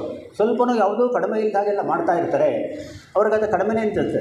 ಮತ್ತು KTF ಅಂದರೆ ಏನಾಗುತ್ತೆ, ನಮ್ಮಲ್ಲಿ ಈ ಪುಸ್ತಕಗಳನ್ನ ಪ್ರಕಟ ಮಾಡ್ತೀವಿ ನೋಡಿ, ಪುಸ್ತಕಗಳನ್ನ. ಯಾಕೆಂದರೆ ಕಳೆದ ಬಾರಿ ಕೂಡ ನಾವು ಒಂದು 3 ಹೊಸ ಪುಸ್ತಕಗಳನ್ನ ಮಾಡಿದ್ವು. ಮತ್ತು ಇನ್ನೊಂದು 2 ಹಳೆ ಪುಸ್ತಕ ಇರೋದನ್ನು ಪ್ರಿಂಟ್ ಮಾಡಿದ್ವು. ಆಮೇಲೆ 4-5 ಬೇರೆ ಬೇರೆ ಓದುವಂಥ ಬ್ರೋಚರ್ಸ್ ಎಲ್ಲ ಇರುತ್ತಲ್ಲ ಅದನ್ನು ಮಾಡಿದ್ವು. ಇದೆಲ್ಲ ಕಷ್ಟಪಟ್ಟು ನಾವು ಮಾಡ್ತಾನೇ ಇರ್ತೀವಿ. ಅದು ಪ್ರತಿದಿನ ಕೂಡ ಮಾಡಿ ಪ್ರಿಂಟ್ ಒಂದು ವ್ಯವಸ್ಥೆ ಮಾಡ್ತೀವಿ. ಅದಕ್ಕೆ ಅವರು 5,14,000 ರೂಪಾಯಿ ಕೊಟ್ಟಿದ್ದಾರೆ. ಆ ಥರ ಹಾಗೆ. ಸೊ ಅಲ್ಲಿಂದ ನಮಗೆ ಹಣ ಬರುತ್ತೆ. ಹಣದ ಕೊರತೆ ಅದರಿಂದ ಏನು ಜಾಸ್ತಿ ಇಲ್ಲ. ಯಾತಕ್ಕೆ ಇಷ್ಟೆಲ್ಲ ಆಗಿದೆ ನಮಗೆ ಅಂತ ಹೇಳಿದರೆ, ನಮ್ಮ ಸನತ್ ಕುಮಾರ್ ಅವರು ಅಲ್ಲಿ ನ್ಯಾಷನಲ್ ಪ್ರಾಪರ್ಟಿ ಕಮಿಟಿ ಅಂತ NPC ಅಂತ ಕರೀತಾರೆ, ಎಲ್ಲಿ ಇಂಡಿಯನ್ ಸೆಕ್ಷನಲ್ಲಿ ಅಲ್ಲಿ ನೋಡ್ಕೊಳ್ತಾ ಇದ್ದಾರೆ ಅವರು ಮತ್ತು NC ಕೃಷ್ಣ ಇಬ್ಬರಲ್ಲಿ ನೋಡ್ಕೊಳ್ತಾ ಇರುವಂಥದ್ದು. ಹಾಗಾಗಿ ನೋಡಿ, ಸುಮಾರು 1.4 ಕೋಟಿ ರೂಪಾಯಿಗಳನ್ನು ಇಂಡಿಯನ್ ಸೆಕ್ಷನ್ನವರು ಥ್ರೂಔಟ್ ಇಂಡಿಯಾಗೆ ಎಲ್ಲರೂ ಕೊಡಬೇಕು ಅಂತ ಹೇಳಿದ್ರೆ ನಮಗೆ ಬಂದಿರೋದು ಎಷ್ಟು ಗೊತ್ತಾ? 98 ಲಕ್ಷ ರೂಪಾಯಿಗಳು ನಮಗೆ ಬಂದಿದೆ. ಅಂದರೆ ಅವ್ರು ಎಷ್ಟೊಂದು ಕಷ್ಟಪಟ್ಟಿರ್ಬೇಕು ನೋಡಿ. ಅವ್ರು ಅಷ್ಟು ಕಷ್ಟಪಟ್ಟು ಅಷ್ಟೆಲ್ಲ ನಮಗೆ ಕೊಟ್ಟಿದ್ದಾರೆ ಅಂತಂದಾಗ ನಾವು ಅದನ್ನು ಸರಿಯಾದ ರೀತಿ ಉಪಯೋಗಿಸ್ಕೊಳ್ಬೇಕು ತಾನೇ ಅಲ್ವಾ? ಸೊ ನಮ್ಮೆಲ್ಲರ ಕರ್ತವ್ಯ ಆದಷ್ಟೇ ಅದು. ನಿಮ್ಗೆ ಯಾತಕ್ಕೆ ಈ ವಿವರಣೆಗಳನ್ನ ಕೊಡ್ತಾ ಇದ್ದೀನಿ ಅಂತ ಹೇಳಿದರೆ, ನಾವು ಹಿಂದೆ ಏನಿಲ್ಲ, ಈ ವಿಷಯದಲ್ಲಿ ನಾವು ಮುಂದೆನೇ ಇದ್ದೀವಿ, ಆದಷ್ಟು ನಾವೆಲ್ಲ ಹಂಚ್ಕೊಂಡು ಮಾಡಬೇಕು ಅಂತಂದ್ಬಿಟ್ಟು. ತಮಗೆ ಗೊತ್ತಿರೋ ತರಹ ಈಗ ನಾವು ಮಲ್ಲೇಶ್ವರಂ ಬೆಂಗಳೂರಲ್ಲಿ ಒಂದು ಬಿಲ್ಡಿಂಗ್ನ ಕಟ್ಟಿದ್ದೀವಿ. ಅದರಲ್ಲಿ ಸ್ವಲ್ಪ ದುಡ್ಡೆಲ್ಲ ಇನ್ನೂ ಬರೋದಕ್ಕೆ ಶುರುವಾಗ್ತಾ ಇದೆ. ಅಂದರೆ ಅದು ನಮ್ಮ ಕೈಗೆ ಸರಿಯಾದ ರೀತಿ ಬರಬೇಕಾದ್ರೆ ಇನ್ನೊಂದು 1-2 ವರ್ಷ ಬೇಕಾಗುತ್ತೆ ಸರಿಯಾಗಿ. ಅವಾಗೇನಾಗುತ್ತೆ ಅಂದರೆ ಆ ದುಡ್ಡನ್ನು ನಾವೆಲ್ಲ ಕಡೆ ಹಂಚಿದ್ರೆ ಏನಾಗುತ್ತೆ, ಅದರಿಂದ ಹಿಂದೆ ಹೇಳ್ತಾ ಇದ್ರು, ಹೇಳಿದ್ರೆ ಸ್ವಲ್ಪ ಬೇಸರ ಆಗ್ಬೋದು, ಕೆಲವು ಲಾಡ್ಜ್ಗಳು ಎಷ್ಟೊಂದು ಪೂರಾಗಿದೆ ಅಂದರೆ ಜ್ಯೋತಿ ಪೂಜೆ ಮಾಡಲಿಕ್ಕೆ ಎಣ್ಣೆ ತರಬೇಕಾದ್ರೆ ದುಡ್ಡಿಲ್ಲ ಅಂತ. ಅದನ್ನು ನಾನು ಕೇಳಿದ್ರೆ ಇವತ್ತು ಕಣ್ಣಲ್ಲಿ ನೀರು ಬರುತ್ತೆ. ಹಾಗೆ ಆಗಬಾರ್ದು ಯಾವತ್ತು. ಸುಭಿಕ್ಷವಾಗಿದೆ, ಏನಂತ ಯಾರಿಗೂ ಏನು ತೊಂದರೆ ಏನಾಗಿಲ್ಲ. ಇಲ್ಲಿ ಏನಾಗಿದೆ ಕೊರತೆ ಅಂತ ಹೇಳಿದರೆ, ನಾವೆಲ್ಲ ಒಟ್ಟಿಗೆ ಸೇರಿ ಮಾಡಬೇಕು ಅನ್ನುವಂಥದ್ದು ಐಡಿಯಾ ಇದೆಯಲ್ಲ, ಅದು ಸ್ವಲ್ಪ ನಮ್ಮಲ್ಲಿ ಹಿಂಜರಿಕೆ ಆಗಿಬಿಟ್ಟಿದೆ. ಅದನ್ನು ನಾವೆಲ್ಲ ಸರಿ ಮಾಡ್ಕೊಂಡ್ರೆ ನಾವು ಮುಂದೆ ಹೋಗ್ಲಿಕ್ಕೆ ಅನುಕೂಲ ಆಗುತ್ತೆ. ಐ ಥಿಂಕ್ ಇದು ಸಾಕು ಅಂತ ಹೇಳಿದ್ರೆ, ಏಕೆಂದರೆ ಈ ಪ್ರಶ್ನೆಗಳು ಬೇಕಾದಷ್ಟೆಲ್ಲ ಇದ್ದೇ ಇರುತ್ತೆ, ಉತ್ತರಗಳು ಕೂಡಲೇ ಸಿಗಲ್ಲ. ಉತ್ತರಗಳೇನಂದ್ರೆ ನಾವು ಕಾಯಬೇಕು ಮತ್ತು ನಾವು ಕೆಲಸಗಳನ್ನ ಮಾಡಬೇಕು. ಮಾಡ್ತಾ ಇದ್ದಾಗ ಮಾತ್ರ ನಮ್ಗೆ ಉತ್ತರಗಳ ನಂತರ ಸಿಗುತ್ತೆ ಅಂತ ಹೇಳ್ತಾ ನನ್ನ ಮಾತುಗಳಿಂದ ಇಲ್ಲೇ ಮುಗಿಸ್ತಾ ಇದ್ದೀನಿ. ಆಗಲೇ ಸಮಯ ಆಗಿದೆ. ನಮಸ್ಕಾರ. ಅನಂತ ಧನ್ಯವಾದಗಳು ಶ್ರೀಧರ್ ಸರ್ಗೆ. ಸಮಯ ಮೀರ್ತಾ ಇದೆ, ಆದರೆ ಒಟ್ಟು ಈ ಕಾರ್ಯಕ್ರಮ ಹೇಗೆ ಮೂಡಿಬಂತು ಅನ್ನೋದಕ್ಕೆ ಒಂದು ಫೀಡ್ಬ್ಯಾಕ್ ತಗೊಳ್ಳೋಣ. ಮೊದಲನೇದಾಗಿ ನಾನು ಗಂಗಾಧರಪ್ಪನವ್ರನ್ನ ಕರಿತೀನಿ. ಚಿತ್ರದುರ್ಗ ಲಾಡ್ಜ್ನ ಅಧ್ಯಕ್ಷರಾಗಿರುವಂತಹ ಅವರು ನಿಮ್ಮ ಅನಿಸಿಕೆಗಳನ್ನು ಕೊಡಿ. ಒಟ್ಟಾರೆ ಈ ಕಾರ್ಯಕ್ರಮ ಹೇಗೆ ರೂಪುಗೊಂಡು, ಯಾವ ಕೊರತೆಗಳಿತ್ತು, ಏನನ್ನು ನಾವು ಇನ್ನೂ ಕೂಡ ಇಂಪ್ರೂವ್ ಮಾಡಿಕೊಳ್ಬೇಕು ಅನ್ನೋದ್ರ ಬಗ್ಗೆ ತಿಳಿ.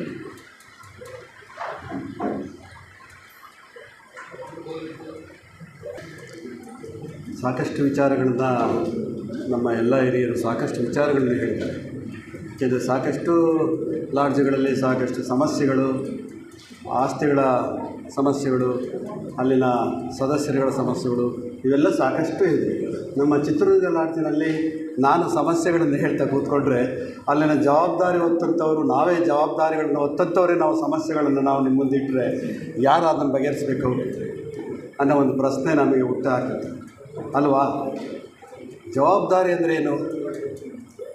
ಜವಾಬ್ದಾರಿ ಹೊತ್ತಂಥವರು ಏನು ಮಾಡಬೇಕು ಅನ್ನೋದು ಒಂದು ಪ್ರಶ್ನೆ ಆಗಿದೆ. ಎಲ್ಲ ಲಾಡ್ಜಿನ ಪದಾಧಿಕಾರಿಗಳು ನಾವಿಲ್ಲಿ ಬಂದಿದ್ದೀವಿ, ವಕೀಲರುಗಳಿದ್ದಾರೆ ನಮಗೆ. ಯಾಕೆಂದರೆ ನ್ಯಾಯಾಧೀಶರು ಒಂದು ಒಳ್ಳೆಯ ಸಲಹೆಯನ್ನು ಕೊಟ್ಟಿದ್ದಾರೆ.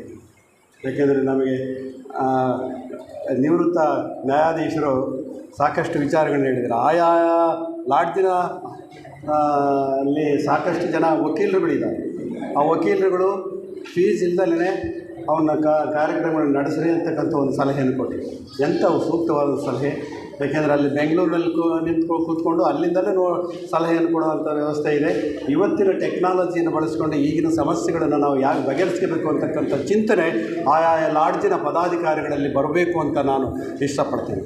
ಅವರೇ ತಗೋಬೇಕು. ನಿಮ್ಮನ್ನು ಲಾಡ್ಜಿನ ಸಮಸ್ಯೆಗಳನ್ನು ನೀವೇ ಬಗೆಹರಿಸಬೇಕು. ಆಗಲಿಲ್ಲ ಅಂದಾಗ ನಮ್ಮ ಹಿರಿಯರಿದ್ದಾರೆ, ಆ ಜುಡಿಷಿಯಲ್ ಸೆಕ್ಷನ್ನಲ್ಲಿ ನಮ್ಮ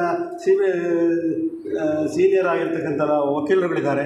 ಅವ್ರ ಸಲಹೆಗಳನ್ನು ಪಡ್ಕೊಂಡು ಲಾಡ್ಜಿನ ಸಮಸ್ಯೆಗಳನ್ನು ಅವರವರೇ ನಾವು ಬಗೆಹರಿಸ್ಕೊಳ್ಳೋಕ್ಕೆ ಪ್ರಯತ್ನ ಮಾಡೋಣ ಅಂತಕ್ಕಂಥ ಭಾವನೆಗಳನ್ನು ನಾನು ಇಲ್ಲಿ ವ್ಯಕ್ತಪಡಿಸ್ತೇನೆ.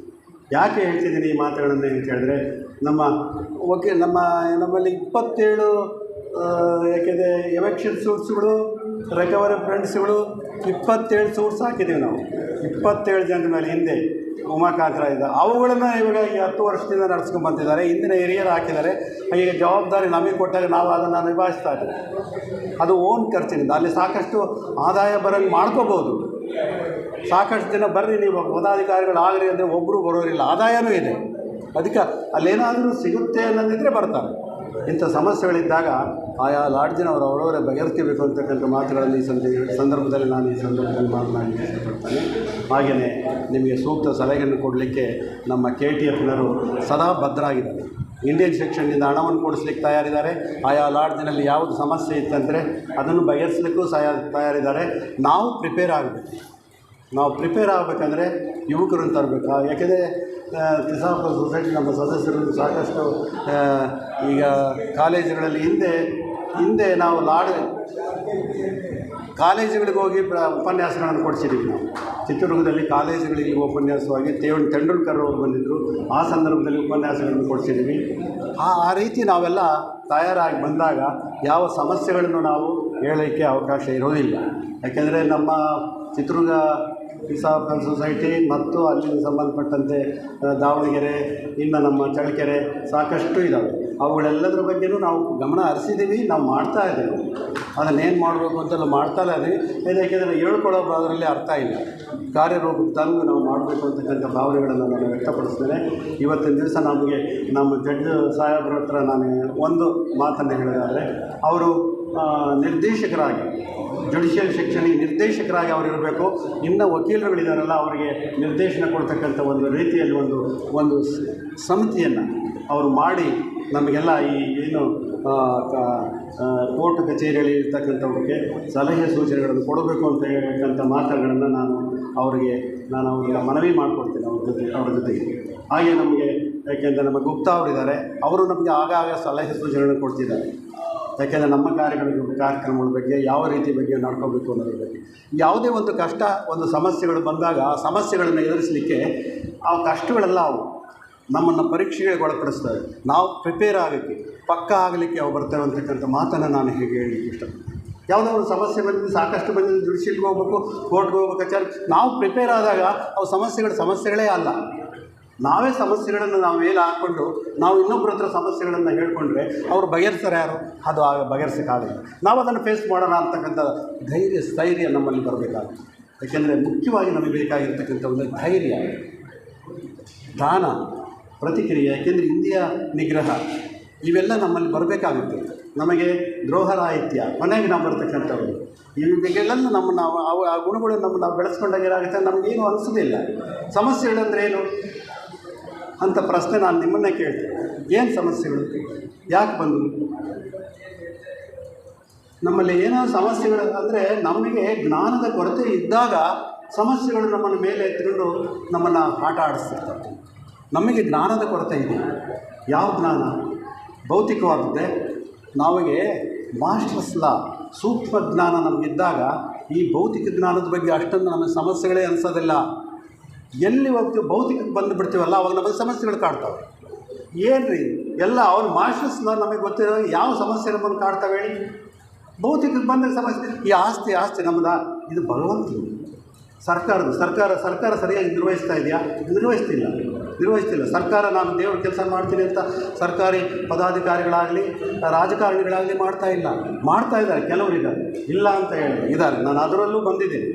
ಏಕೆಂದರೆ ಏನು ರೀ ಅದು ಈಗ ಯಾಕೆಂದರೆ ಜುಡಿಷಿಯಲ್ ಸೆಕ್ಷನ್ ಬಗ್ಗೆ ನಾನು ಗುರುಗಳು ಅವರು ಹಿರಿಯರಿದ್ದಾರೆ.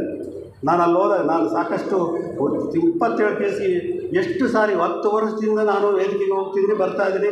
ಸತ್ಯವನ್ನಲ್ಲದೆ ಬೇರೆ ಏನು ಹೇಳುವುದಿಲ್ಲ, ದೇವರ ಹೆಸರಿನಲ್ಲಿ ಅದನ್ನು ಪ್ರಮಾಣೀಕರಿಸ್ತೀನಿ. ಎಷ್ಟು ಜನ ಜಡ್ಜ್ಗಳಿಗೆ ದೇವರು ಅಂದರೆ ಏನು ಗೊತ್ತಿದೆಯಾ, ಸತ್ಯ ಅಂದರೆ ಏನಿದು ಗೊತ್ತಿಲ್ಲ. ಎಷ್ಟು ಜನ ಲಾಯರ್ಗಳಿಗೆ ಸತ್ಯ ಅಂದರೆ ಏನೋ, ದೇವರು ಅಂದರೆ ಏನು ಅಂತ ಗೊತ್ತಿದೆ. ಅದರ ಬಗ್ಗೆ ವಿವರಣೆ ಇಲ್ಲ. ಪೀಠದ ಅಧಿಪತಿ ಅಲ್ಲಿ ಕೂತಿರ್ತಕ್ಕಂಥವ್ರಿಗೆ ಅದರ ಆ ಪೀಠದ ಸಹ ಮಾತನ್ನು ಗೊತ್ತಿದೆಯೋ ಇಲ್ಲೋ, ಪೀಠಾಧ್ಯಕ್ಷ ಯಾರು ಅಂದರೆ ಗೊತ್ತಿದೆಯೋ ಇಲ್ಲೋ. ನ್ಯಾಯದೇವತೆಯ ಕೈಯಲ್ಲಿ ತಕ್ಕಡಿ ಕೊಟ್ಟು ಕೊಂಡಿಸಿದ್ದಾರೆ.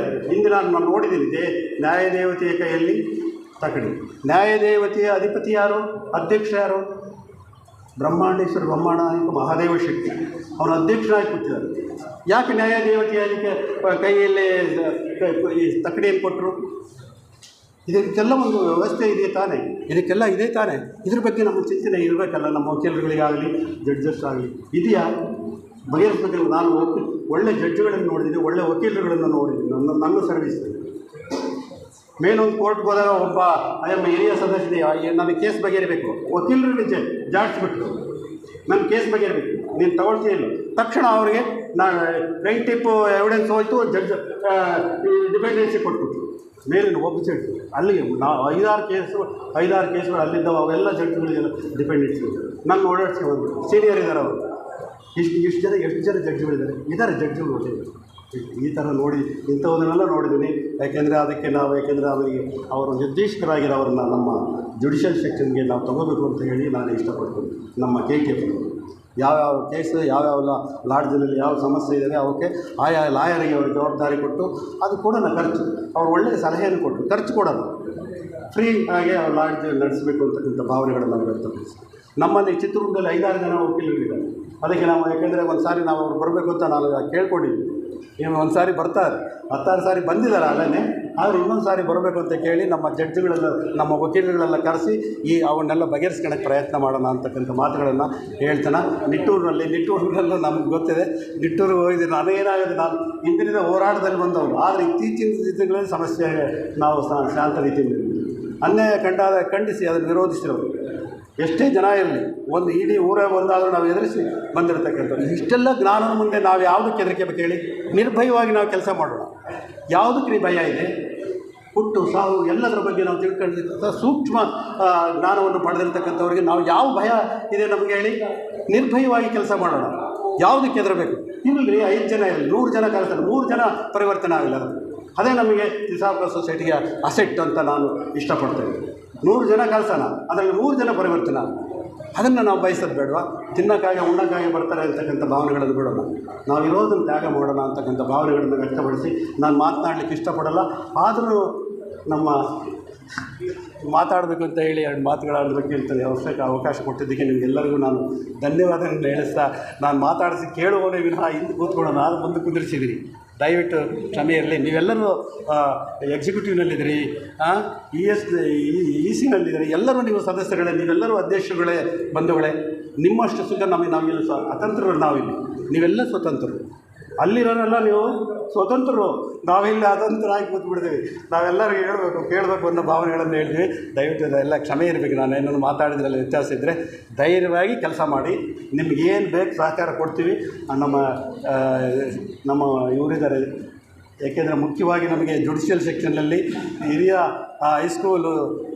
ಹೈಸ್ಕೋರ್ಟು ಜಡ್ಜಾಗಿ ರಿಟೈರ್ಡ್ ಆಗಿರ್ತಕ್ಕಂಥವ್ರೆ, ಅವರ ನಿರ್ದೇಶನ ನಮಗೆ ಸದಾ ಇರಲಿ ಅಂತ ನಾನು ಅವ್ರನ್ನ ಕೇಳ್ಕೊಳ್ತಾನೆ, ರಿಕ್ವೆಸ್ಟ್ ಮಾಡ್ತಾನೆ. ನಾನು ಒಂದೆರಡು ಮಾತಾಡ್ತೀನಿ.